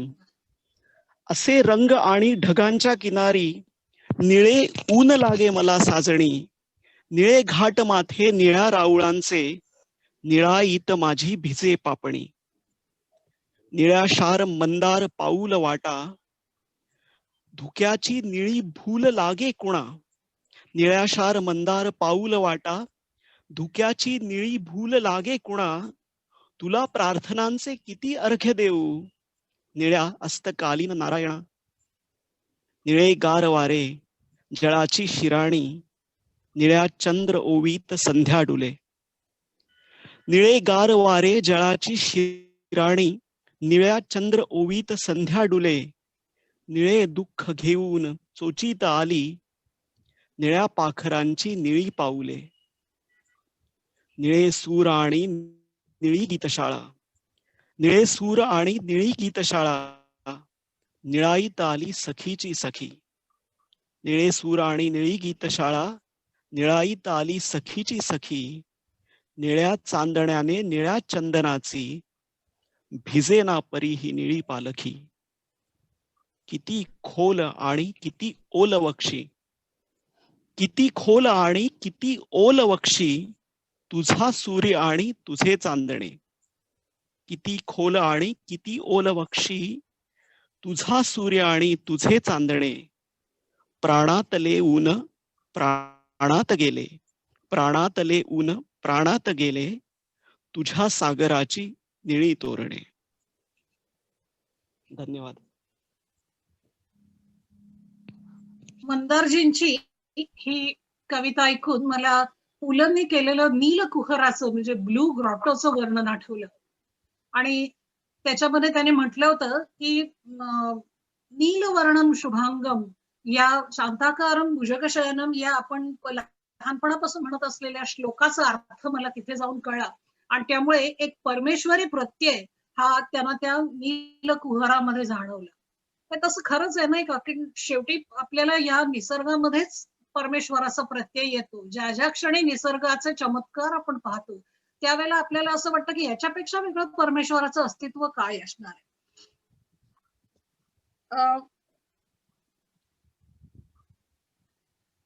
आपण मगाशी पावसाळ्याविषयी बोलत होतो, श्रावण सरींविषयी बोललो.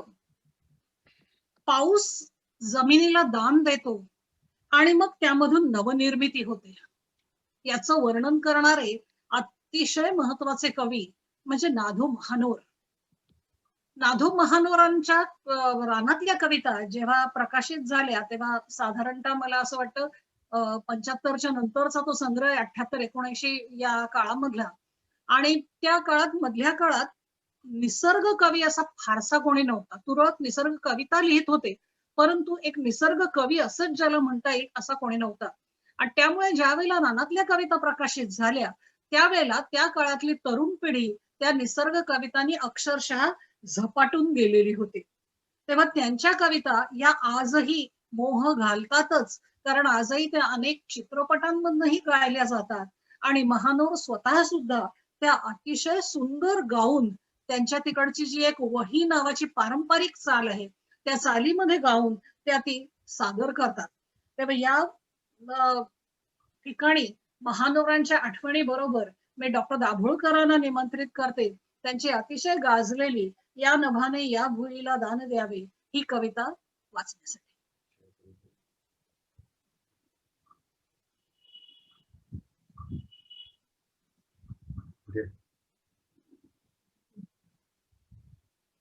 म्यूट आहे तुम्ही.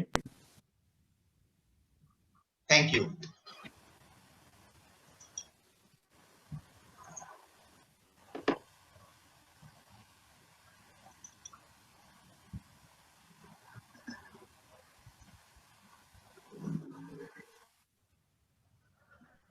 चंद्र आणि चांदण्याचे उल्लेख असलेले अनेक कविता मराठीत प्रसिद्ध आहेत, परंतु केवळ पौर्णिमेचं वर्णन असलेली अशी कविता मला मराठीत कुठं आढळली नाही. मी शोधत होतो, परंतु पौर्णिमेचं चांदणं आपल्या मनात जी कविता साक्षात उभी करते अशी ही मला ना. धों महानोरांची कविता वाटते. आणि या कवितेबद्दल माझ्या अनेक स्मृती निगडीत आहेत. विशेषतः शहीद डॉक्टर नरेंद्र दाभोळकर यांना ही कविता खूप आवडायची. कोजागिरीला आम्ही कुटुंबीय जेव्हा एकत्र जमायचो रात्री तेव्हा अनेकदा या कवितेचा आठव यायचा. आणि या कवितेमध्ये महानोरांनी निसर्ग, त्याची सृजनशक्ती आणि माणूस यांचं नातं अतिशय नाजूकरित्या वर्णन केलेलं आहे. मी वाचतोय, या नभाने या भुईला दान द्यावे, या नभाने या भुईला दान द्यावे, आणि या मातीतून चैतन्य गावे, कोणती पुण्ये अशी येती फळाला, जोंधळ्याला चांदणे लगडून जावे. आपल्यापैकी किती जणांनी जोंधळ्याचं टपवलेलं शेत बघितलं मला माहिती नाही. बघितलं असं तर जरूर बघा. जोंधळा हे अतिशय पांढरं शुभ्र रंगरूप असलेलं धान्य आहे. आणि ज्यावेळी चांदणं पडलेलं असतं आणि पांढरा शुभ्र जोंधळा सगळीकडे लगडलेला असतो त्यावेळेचं ते जे चांदणं, म्हणून ते जोंधळ्याला चांदणे लगडून जावे, ते बघण्यासारखं दृश्य आहे. या नभाने या भुईला दान द्यावे आणि माझ्या पापणीला पूर यावे. पाहता सुगंध कांती सांडलेली, पाखराशी खेळ मी मांडून गावे. गुंतलेले प्राण या रानात माझे, पाटकी ही झोपडी काळीज माझे. मी असा आनंदून बेहोश होता, शब्दगंधे तू मला वाहून घ्यावे. महानवरांच्या अतिशय वेगवेगळ्या सुंदर कविता आहेत, निसर्ग आणि माणसाचं रूप वर्णणाऱ्या. आणि सातारला काही वर्षांपूर्वी त्यांचा कार्यक्रम झाला होता आणि त्याची स्मृती अजून माझ्या मनात जागी आहे. जेव्हा केव्हा आपल्याला संधी मिळेल, जरूर महानवरांच्या कविता वाचा आणि त्याचा आनंद लुटा, असं मी आपल्याला नम्र विनंती करेन. शिरीनताई. धन्यवाद डॉक्टर. पावसाने जमिनीला दिलेलं दान आणि त्यातून होणारी नवनिर्मिती हे आपण महानवरांच्या कवितेतनं ऐकलं. पण आज माणसाने काय दिलंय जमिनीला, आणि त्यावेळी ही जमीन आज काय सांगेल तिच्या कुशीतल्या बीजांना. खरं म्हणजे त्या कुशीतल्या बीजांना मायेचं पांघरून घालणारी असते ही जमीन. पण आज माणसाने तिची काय परिस्थिती केली आहे, आणि त्यामुळे आज ती त्या बीजांना काय सांगेल हे सांगतायत गुलजार यांच्या पतझड या कवितेतून धर्मराज पाटील.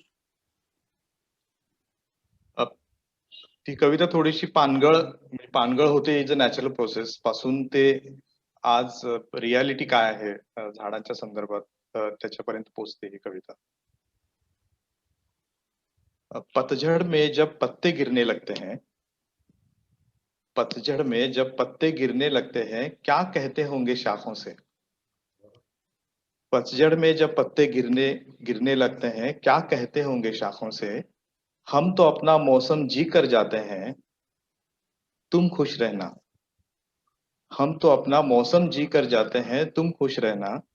तुमको तो हर मौसम की औलादे पाल कर उनको रुखसत करना होगा. म्हणजे फांद्यांच्यावरती आणखी पानं येणार आहेत, त्यांची पतझड होणार आहे. जब शाख की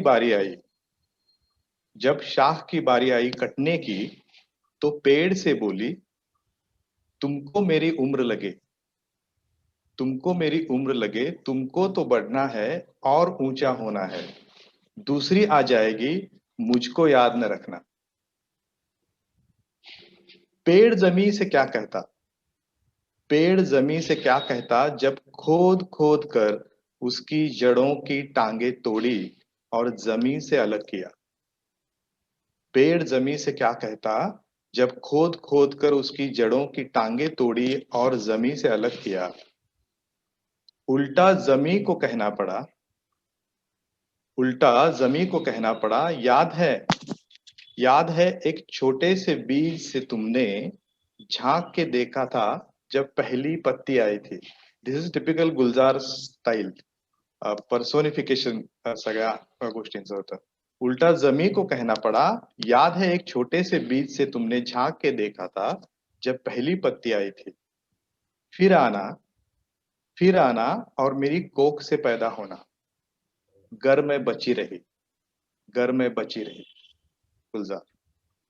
थँक्यू. धन्यवाद धर्मराजजी.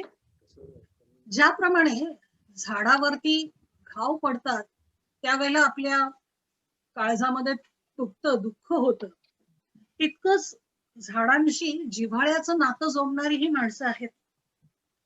झाडं ही त्यांच्या आयुष्याचा अविभाज्य घटकही होऊन बसतात. असंच नातं विनोद नागपुरे यांनी जोडलंय देवदाराशी, मित्राचं नातं. ते कसं जोडलंय हे आपल्याला सांगतायत गुरुदास नूलकर. हिमालय प्रत्यक्ष पाहण्याचा आणि त्याच्या कुशीत काही दिवस राहण्याचा आनंद ज्याला मिळाला असेल तो खरोखरच भाग्यवंत. आवाज बेटर आहे. आकाशात निवांत हिंडणारे अजस्त्र गिधाड यांच्यासमोर आपण किती छोटे आहोत याची तत्काळ जाणीव होते. सूचीपर्णी वृक्ष ही तिथली खासियत म्हणता येईल. देवदार, पाईन, यू, स्प्रूस यांच्याबरोबरच ओकच्या 3 प्रजाती, मेपल, बर्च यासारखी रंगपर्णी वनस्पतीही तिथे आहे. पण देवदारचे वैशिष्ट्य म्हणजे त्याच्या वनात दरवळणारा सुगंध. देवदारच्या बुंध्यातून एक रेझिन म्हणजे डिंक बाहेर येत असतो. त्याला अत्यंत मोहक असा वास असतो. देवदारच्या लाकडाचा एखादा तुकडा जरी जवळ ठेवला तरी पुरतो, आपल्याला तो सतत वास आपल्या जवळ असतो. इकॉलॉजिकल सोसायटीच्या विद्यार्थ्यांना आम्ही गेली 15 वर्ष हिमालयात अभ्यास सहलीसाठी घेऊन जात असतो. अशाच एका सहलीत आमचा विद्यार्थी मित्र विनोद नागपुरे याने देवदार वृक्षावर एक सुंदर कविता रचली आहे, ती आपल्याला ऐकवतो. हिंदीत कविता आहे ती. यार देवदार हे त्याचं नाव. यार देवदार मैंने सोचा न था, यार देवदार मैंने सोचा न था कि चंद मुलाकातों में ही तुम यूं दिल में बस जाओगे. यार देवदार मैंने सोचा न था कि चंद मुलाकातों में ही तुम दिल में यूं बस जाओगे. अपनी महकती हुई याद मेरे जहन में यूं रख जाओगे. यार देवदार मैंने सोचा न था. अपनी गूंजती हुई खामोशियों में, काय सुंदर वर्णन केलंय बघा. अपनी गूंजती हुई खामोशियों में यूं बार बार बुलाओगे. पहली बार जब देखा तुम्हें तो तुम अजनबी से लगे थे. यार देवदार तुम अजनबी से लगे थे. अब तुम्हें छोड़ कर आया हूं तो किसी अपनी की तरह याद आते हो तुम. यार देवदार मैंने सोचा न था कि चंद मुलाकातों में ही तुम यूं दिल में बस जाओगे. Wow. I thought this was the best that could happen under the circumstances. पण तरी पण आपण बघूया. I hope everybody could hear. Yeah. Oh, Very clear. Great. Very good. Thank you. Shirin, you can go ahead. Thank you, Gurudas. We missed you.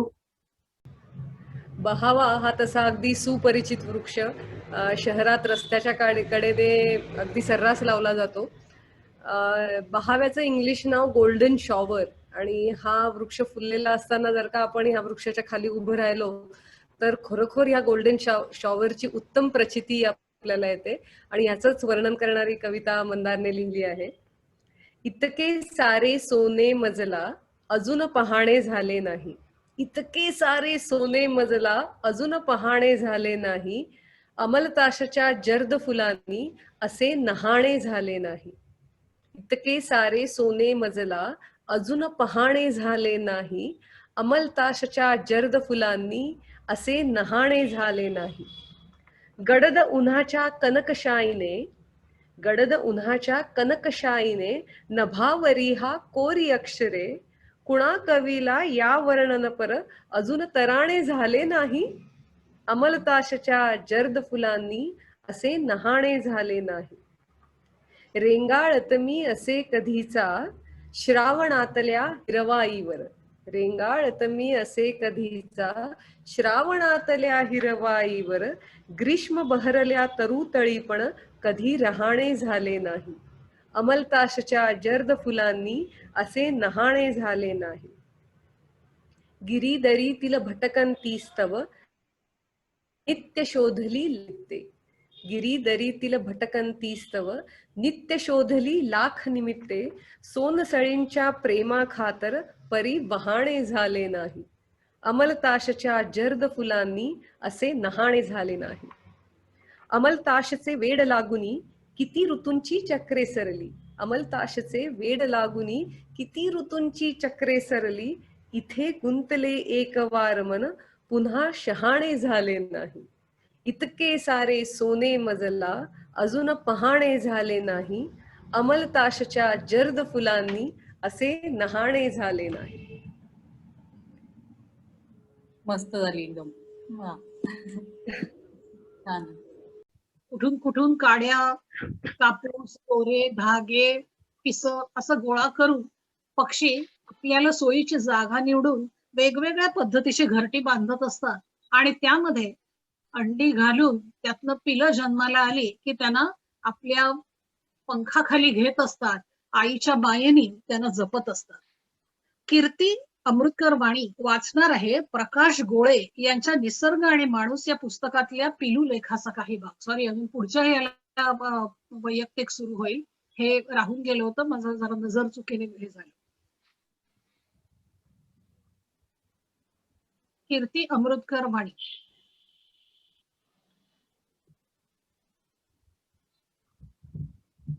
एकच minute मी screen share करते.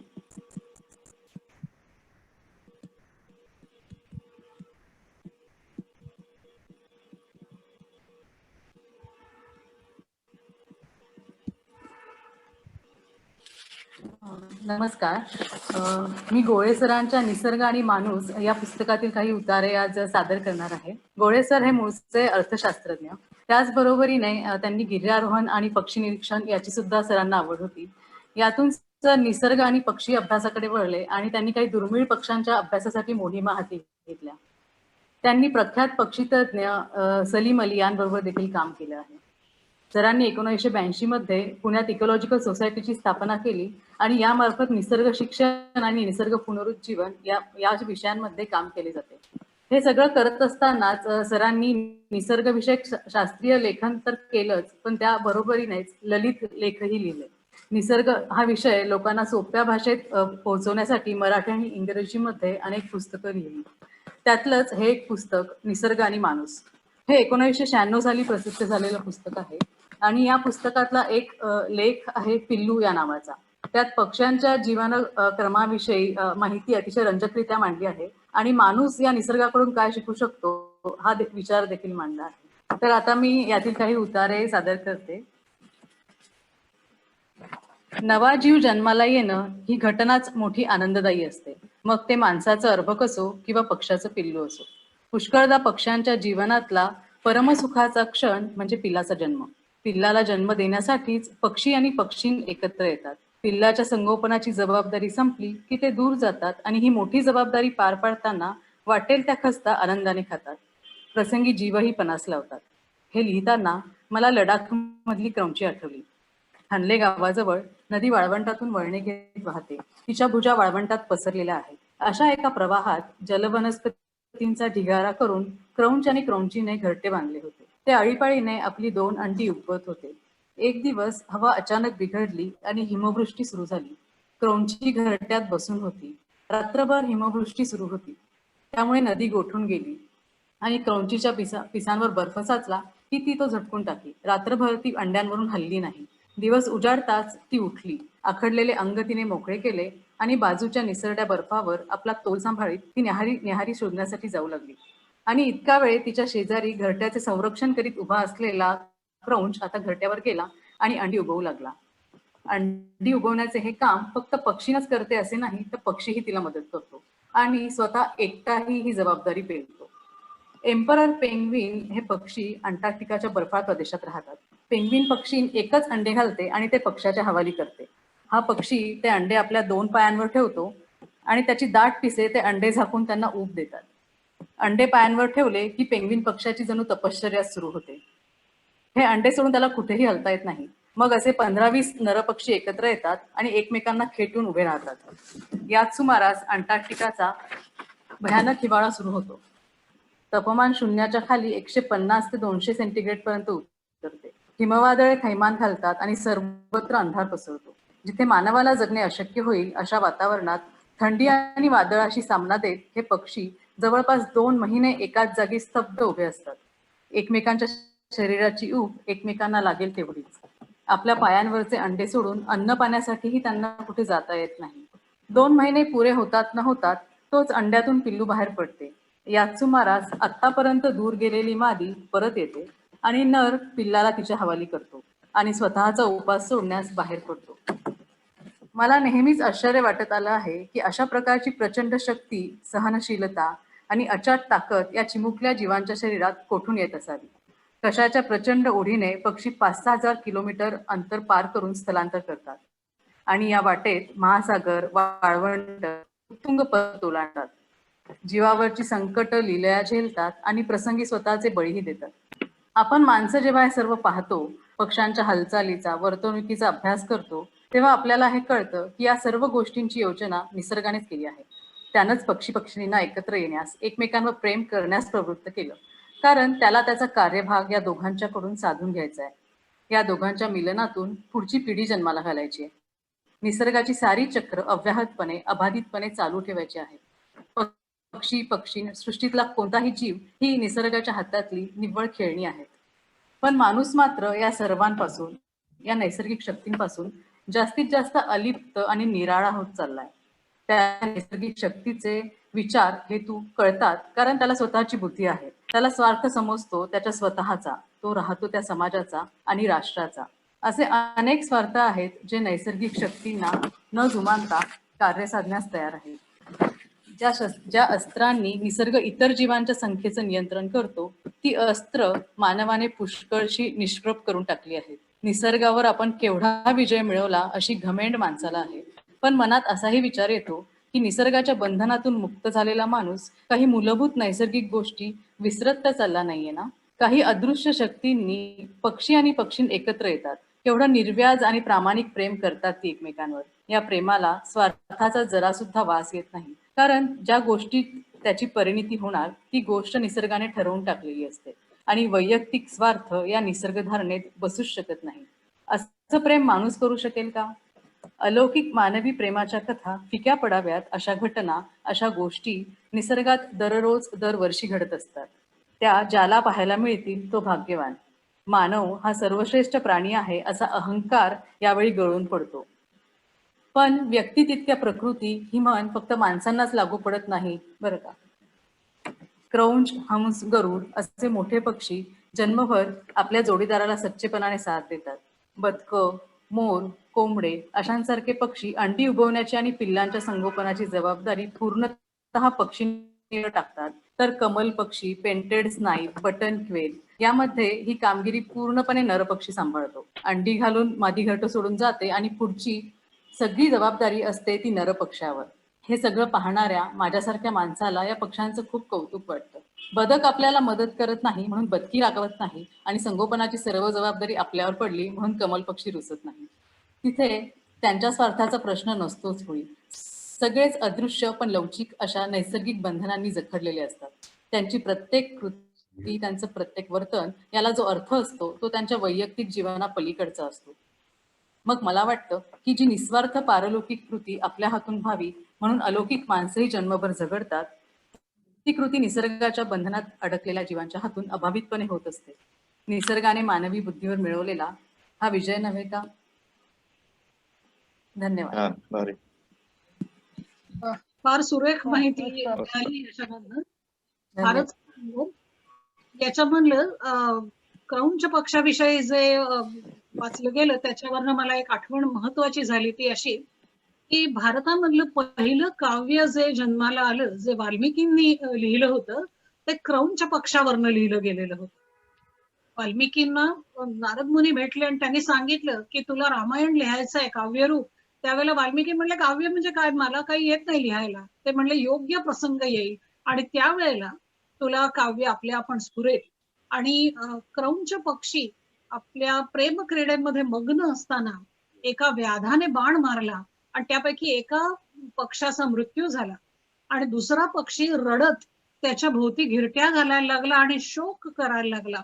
आणि त्याचं ते दुःख पाहून वाल्मिकी अतिशय व्याकुळ झाले आणि त्यांनी पहिलं काव्य लिहिलं आणि ते भारतामधलं पहिलं काव्य मानलं गेलेलं आहे. ते काव्य म्हणजे खरं म्हटलं तर शापवाणी आहे आणि ते असं आहे, मा निषाद प्रतिष्ठाम त्वम अगमहा शाश्वती ही समाहा. हे निषाद आहे व्याधा, तुला कायम स्वरूपाची प्रतिष्ठा कधीही मिळणार नाही. यत् क्रौंच मिथुनात एकम अवधी काममोहितम. काममोहित असलेल्या क्रौंच मिथुनापैकी एकाचा तू वध केलास. असं ते पहिलं काव्य आहे आणि ते क्रौंच पक्षावरनं स्फुरलेलं आहे. एक छोटस इंटरप्शन. कीर्तीची ओळख आम्हा सगळ्यांना आहेच आहे, पण मला आपल्या बाकीच्या श्रोत्यांना तिची ओळख आपण करून दिली आहे का? कोणाची? कीर्तीची ओळख करून दिली का? राहिली नाही ठीक आहे, नको.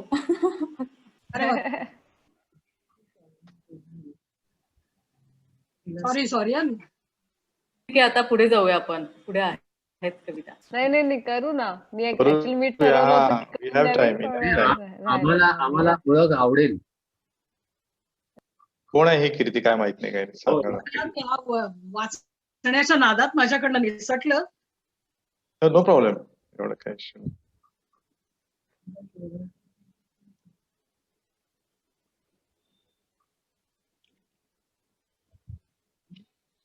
सांगूया.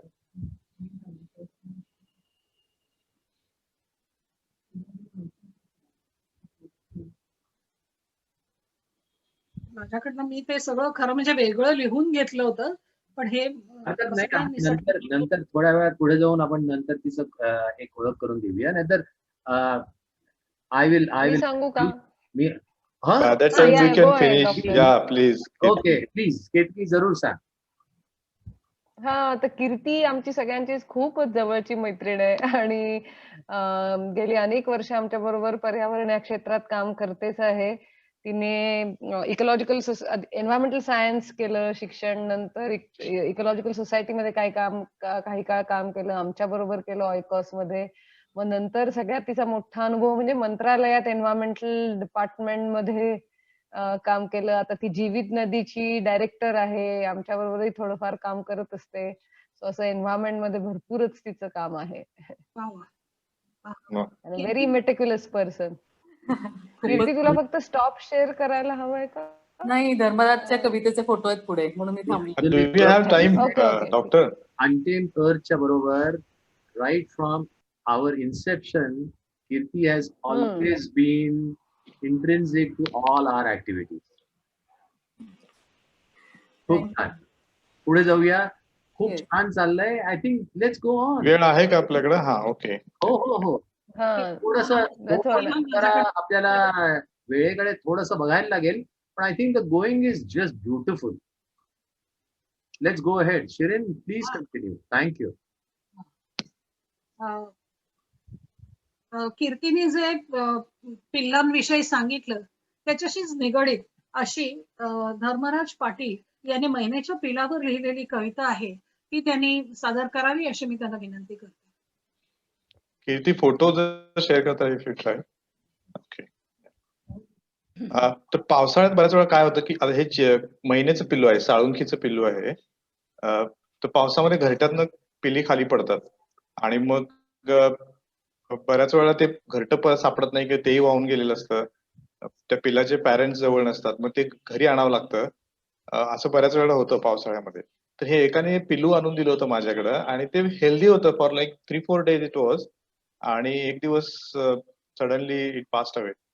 आणि ते मग 3-4 दिवस जे काय माझा कनेक्ट निर्माण झाला या पिलाशी, त्याच्यावरती ही मी कविता लिहिली आहे.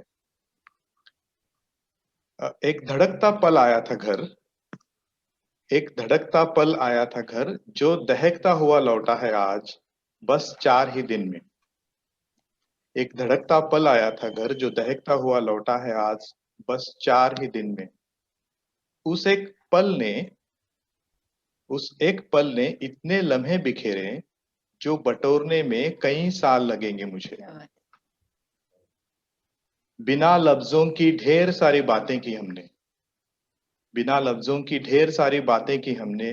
वो दिन भर अकेला रहता घर में, मेरे ऑफिस के बाद हम ऐसे मिलते जैसे 2 बूंदे घुल जाती हों बिना आहट. ऑफिस के बाद हम ऐसे मिलते जैसे 2 बूंदे घुल जाती हों बिना आहट. फिर आ बैठता मेरे पास, कभी कंधे पर, कभी सिर पर, कभी चप्पल, कभी लैपटॉप पर. बाद में रूह तक पहुंचेगा ये सोचा न था. आज शाम घर लौटा मैं, तब जान छोड़ दी थी उसने, शायद इंतजार में. घोंसले से जब छूटा था, तभी शायद जान छोड़ दी होगी.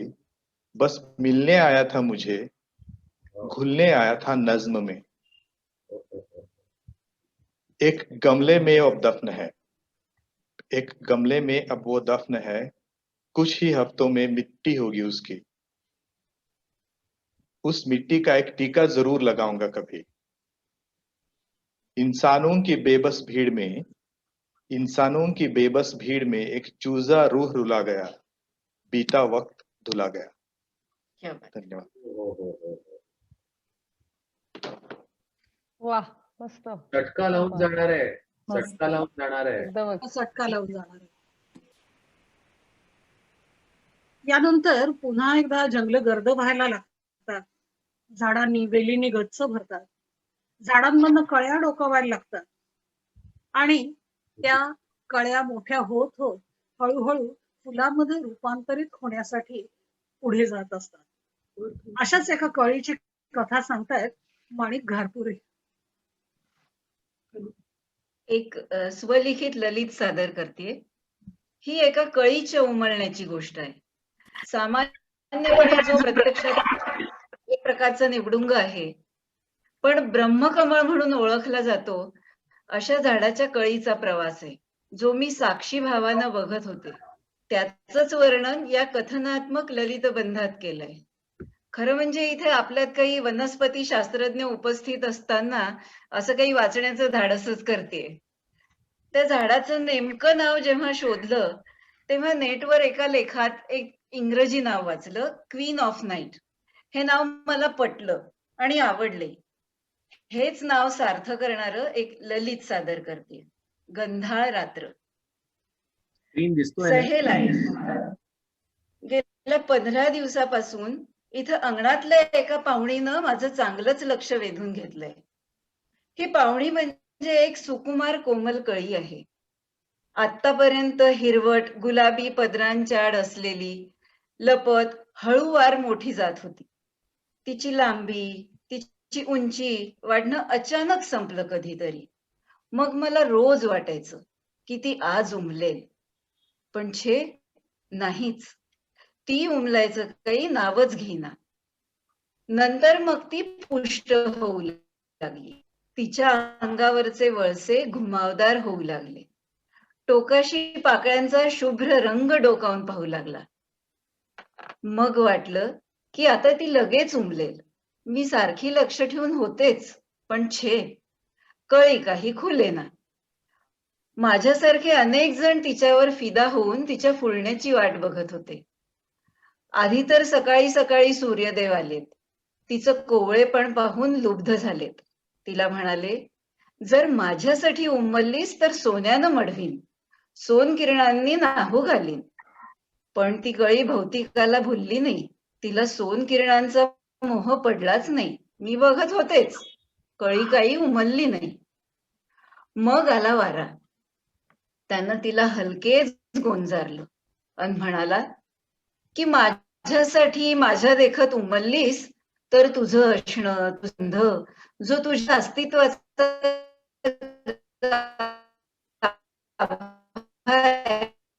तुला ओळखू लागेल.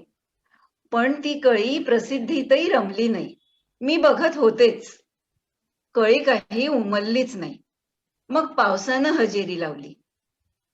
पावसाची रिमझिम सुरू झाली. कळी आनंदली. पाऊस म्हणाला, माझा हा कोसळ फक्त तुझ्यासाठी, तूही उमल फक्त माझ्यासाठी. माझ्या संजीवनानं तुला कधीही कोमेजू देणार नाही. तू अशीच सुंदर राहशील. पण कळी त्या प्रलोभनाला देखील बदली नाही. मी बघत होतेच, कळी उमललीच नाही. मग पावसानं रुद्रावतार धारण केला. मुसळधार पाऊस पडू लागला.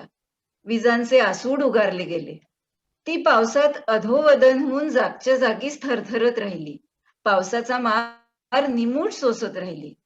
पाऊस म्हणाला, माझं ऐकलं नाहीस तर मातीमोल करेन. पण ती कळी धमक्यांना घाबरली नाही. मी बघत होतेच, कळी उमललीच नाही. मला कळेना की तिच्या मनात काय चाललंय. ती नक्की कुणासाठी उमलायची थांबलीये. माझी उत्सुकता शिगेला पोचली होती. आता तिच्या उमलण्याची मी अधिकच उत्कंठेनं वाट पाहू लागले. तिला जवळ जाऊन विचारलं, कुणासाठी हा सगळा उमल सारा गंध राखून ठेवलायस ग? सांग तरी. अंगावर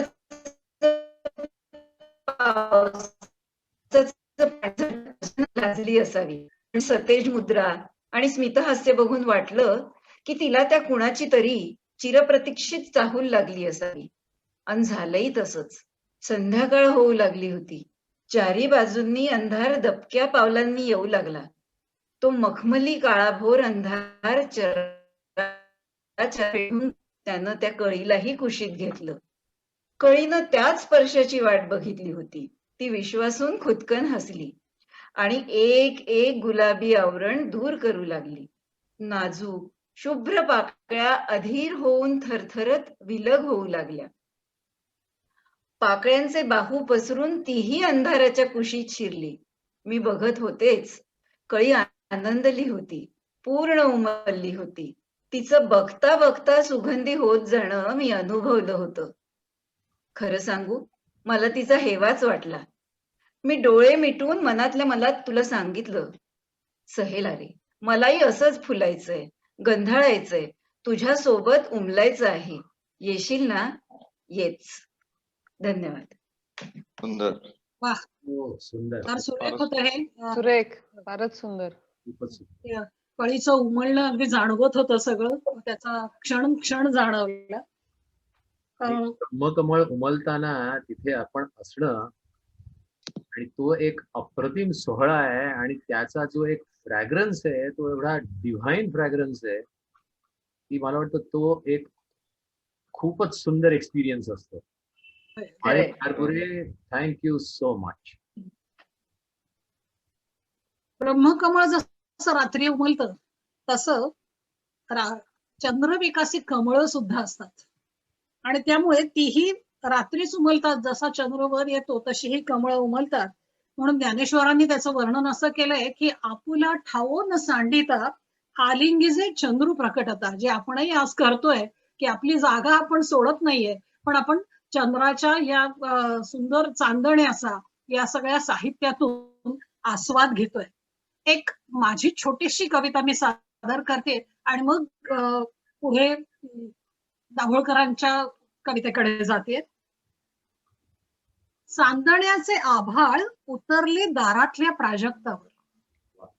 चांदण्याचे आभाळ उतरले दारातल्या प्राजक्तावर, जगण्याच्या उसळलेल्या लाटेबरोबर, जगण्याच्या उसळलेल्या लाटेबरोबर जसे आयुष्य विरघळून जावे तसे झाडाचे अस्तित्वच विरघळले.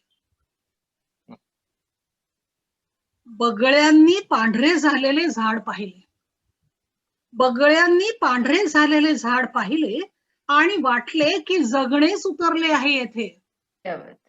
बगळ्यांनी पांढरे झालेले झाड पाहिले आणि वाटले की जगणेच उतरले आहे येथे. झाडाचे आयुष्य उरलेच आहे कोठे, झाडाचे आयुष्य उरलेच आहे कोठे, त्याचे केवळ अस्तित्वच आहे नाममात्र. धन्यवाद. खूपच छान, खूपच छान. या नंतर चंद्राकडे आपण आलोच आहोत आता, तर दाभोळकरांना मी त्यांचे चंद्रावरचे हायकू सादर करण्याची विनंती करते. आपण आता पौर्णिमेकडे जरा वळूया.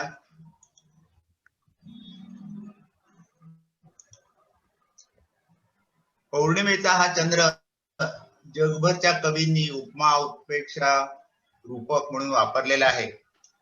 पण माझे आवडते कवी नारायण सुर्वे यांनी त्याचं जे वर्णन केलेलं आहे ते काही वेगळंच आहे. भाकरीचा चंद्र. हा, 2 दिवस या त्यांच्या कवितेतील या ओळी आपण वाचूया. भुकेल्या कामगाराला हा पूर्णचंद्र कसा बरे दिसतो याचं त्यांनी सुंदर वर्णन केलंय. 2 दिवस वाट पाहण्यात गेले, 2 दुःखात गेले. हिशोब करतो आहे आता किती राहिले डोईवर उन्हाळे. शेकडो चंद्र आल्या, तारे फुलले, रात्र धुंद झाली. भाकरीचा चंद्र शोधण्यातच जिंदगी बर्बाद झाली. मगाशी जोंधळा झाला, आता भाकरी आली. आणि खरोखर ज्यांनी टम्म फुगलेली पांढरी शुभ्र भाकरी बघितलेली आहे त्यांच्या मनासमोर खरंच पूर्ण चंद्र उभा राहतो. आता मी पौर्णिमेवर केलेल्या काही स्वरचित हायकू वाचणार आहेत. हा हायकूंचा गुच्छ आहे पौर्णिमेवर. हायकू हा जपानी काव्य प्रकार आपणा सर्वांना माहिती आहे. 3 ओळींची छोटुकली कविता. त्यात निसर्ग येतो, माणूस येतो आणि त्यांच्यामधलं नातंही येतं. काही तत्वज्ञानात्मक दृष्टी देखील त्याच्यातून सूचित केली असते. हा जपानी काव्य प्रकार मराठीत रुजवला, लोकप्रिय केला आणि आणला, त्याला रसिक मान्यता मिळवून दिली, त्या म्हणजे आपल्या शिरीष पै. हायकूंचा हा एक छोटा हार जे पौर्णिमा या विषयावर गुंतलेला आहे तो आता वाचून दाखवतो. पौर्णिमा काही हायकू. चांदणे शीतल भेदी तळ, चांदणे शीतल भेदी तळ अंतरीचा. पाझरे अमृत विझेल वखवख, पाझरे अमृत विझेल वखवख या मानवाची. पूर्ण शून्य चंद्र प्रकटे भाकरीत, पूर्ण शून्य चंद्र प्रकटे भाकरीत नारायणा. अर्थात हे नारायण सुर्वेंच्या कवितेला उद्देशून केलेला हैकू आहे. निशिगंधी चांदणे मधुर दूध, निशिगंधी चांदणे मधुर दूध, विरहिणी दग्ध. मगाशी आपली कळी. कृष्ण रात्र शुभ्र आसमंत, कृष्ण रात्र शुभ्र आसमंत, राधा कृष्ण अद्वैत. निसर्गातून शेवटी आपल्याला एका अद्वैताकडे जायचं असतं. सर्वांना पुन्हा एकदा कोजागिरी पौर्णिमेच्या शुभेच्छा. शिरीनताईंकडे देतो. या नंतर आपण कार्यक्रमाच्या शेवटाकडे येतो आहोत आणि कुसुमाग्रजांच्या एका चंद्रावरच्या कवितेने मी या कार्यक्रमाचा शेवट करणार आहे. यानंतर मी ही कविता झाली की डॉक्टर शेवडे यांच्याकडे सूत्र सुपूर्द करेल. ही कविता वैशिष्ट्यपूर्ण अशासाठी आहे की ज्या वेळेला चंद्रावर माणूस पोचला त्यावेळेला असं सांगितलं गेलं की चंद्र आपल्याला दिसतो तितका काय तो सुंदर नाहीये, त्याच्यावर खड्डे आहेत, त्याच्यावरती अमुक आहे तमुक आहे, तो असा खडबडीत आहे वगैरे. परंतु आपण जो चंद्र अनुभवतो इकडून पृथ्वीवरून तो मात्र आपल्यासाठी सुंदरच असतो असं कुसुमाग्रजांना ह्याच्यातून म्हणायचं आहे. पहा, या चंद्राचे मुळीच नाही काही नाते, त्या चंद्राचे या चंद्राचे मुळीच नाही काही नाते, त्या चंद्रावर अंतरिक्ष यानात बसोनी माकड मानव कुत्रा यांना जाता येते. त्या चंद्रावर अंतरिक्ष यानात बसोनी माकड मानव कुत्रा यांना जाता येते. या चंद्राला वाटच नाही, या चंद्राला वाटच नाही, एक नेमके ठिकाण नाही.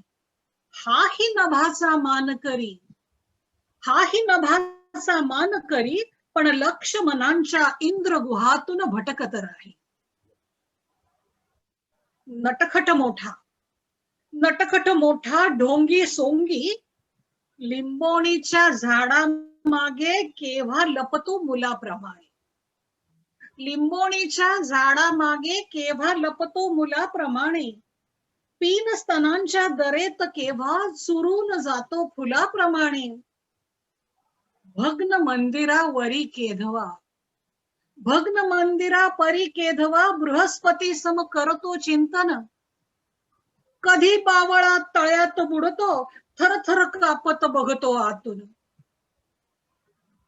तटघुमटावर केव्हा चढतो, तटघुमटावर केव्हा चढतो, कधी विदूषक पाणवठ्यावर घसरून पडतो. कुठे घराच्या कौलारातून, कुठे घराच्या कौलारातून उतरून खाली शेजेवरती, तिथे कुणाची कमल पापणी हळूच उघडून नयनी शिरतो. कुठे घराच्या कौलारातून उतरून खाली शेजेवरती, तिथे कुणाची कमल पापणी हळूच उघडून नयनी शिरतो. कधी कुणाच्या मुक्त मनस्वी प्रतिभेसाठी, कधी कुणाच्या मुक्त मनस्वी प्रतिभेसाठी द्वारपाल होऊन जगाच्या रहस्यतेचे दार उघडतो. अशा बिलंदर अनंत फंदी या चंद्राचे त्या चंद्राशी कुठले नाते. अशा बिलंदर अनंत फंदी या चंद्राचे त्या चंद्राशी कुठले नाते. त्या चंद्रावर विज्ञानाची शिडी लावून शास्त्रज्ञांना चढता येते. रसिक मनांना या चंद्राला, रसिक मनांना या चंद्राला पळभर केव्हा जळात वा डोळ्यातच केवळ धरता येते. पळभर केव्हा जळात वा डोळ्यातच केवळ धरता येते. धन्यवाद. याबरोबर सूत्र डॉक्टर शेवडे यांच्या हाती सुपूर्द करते.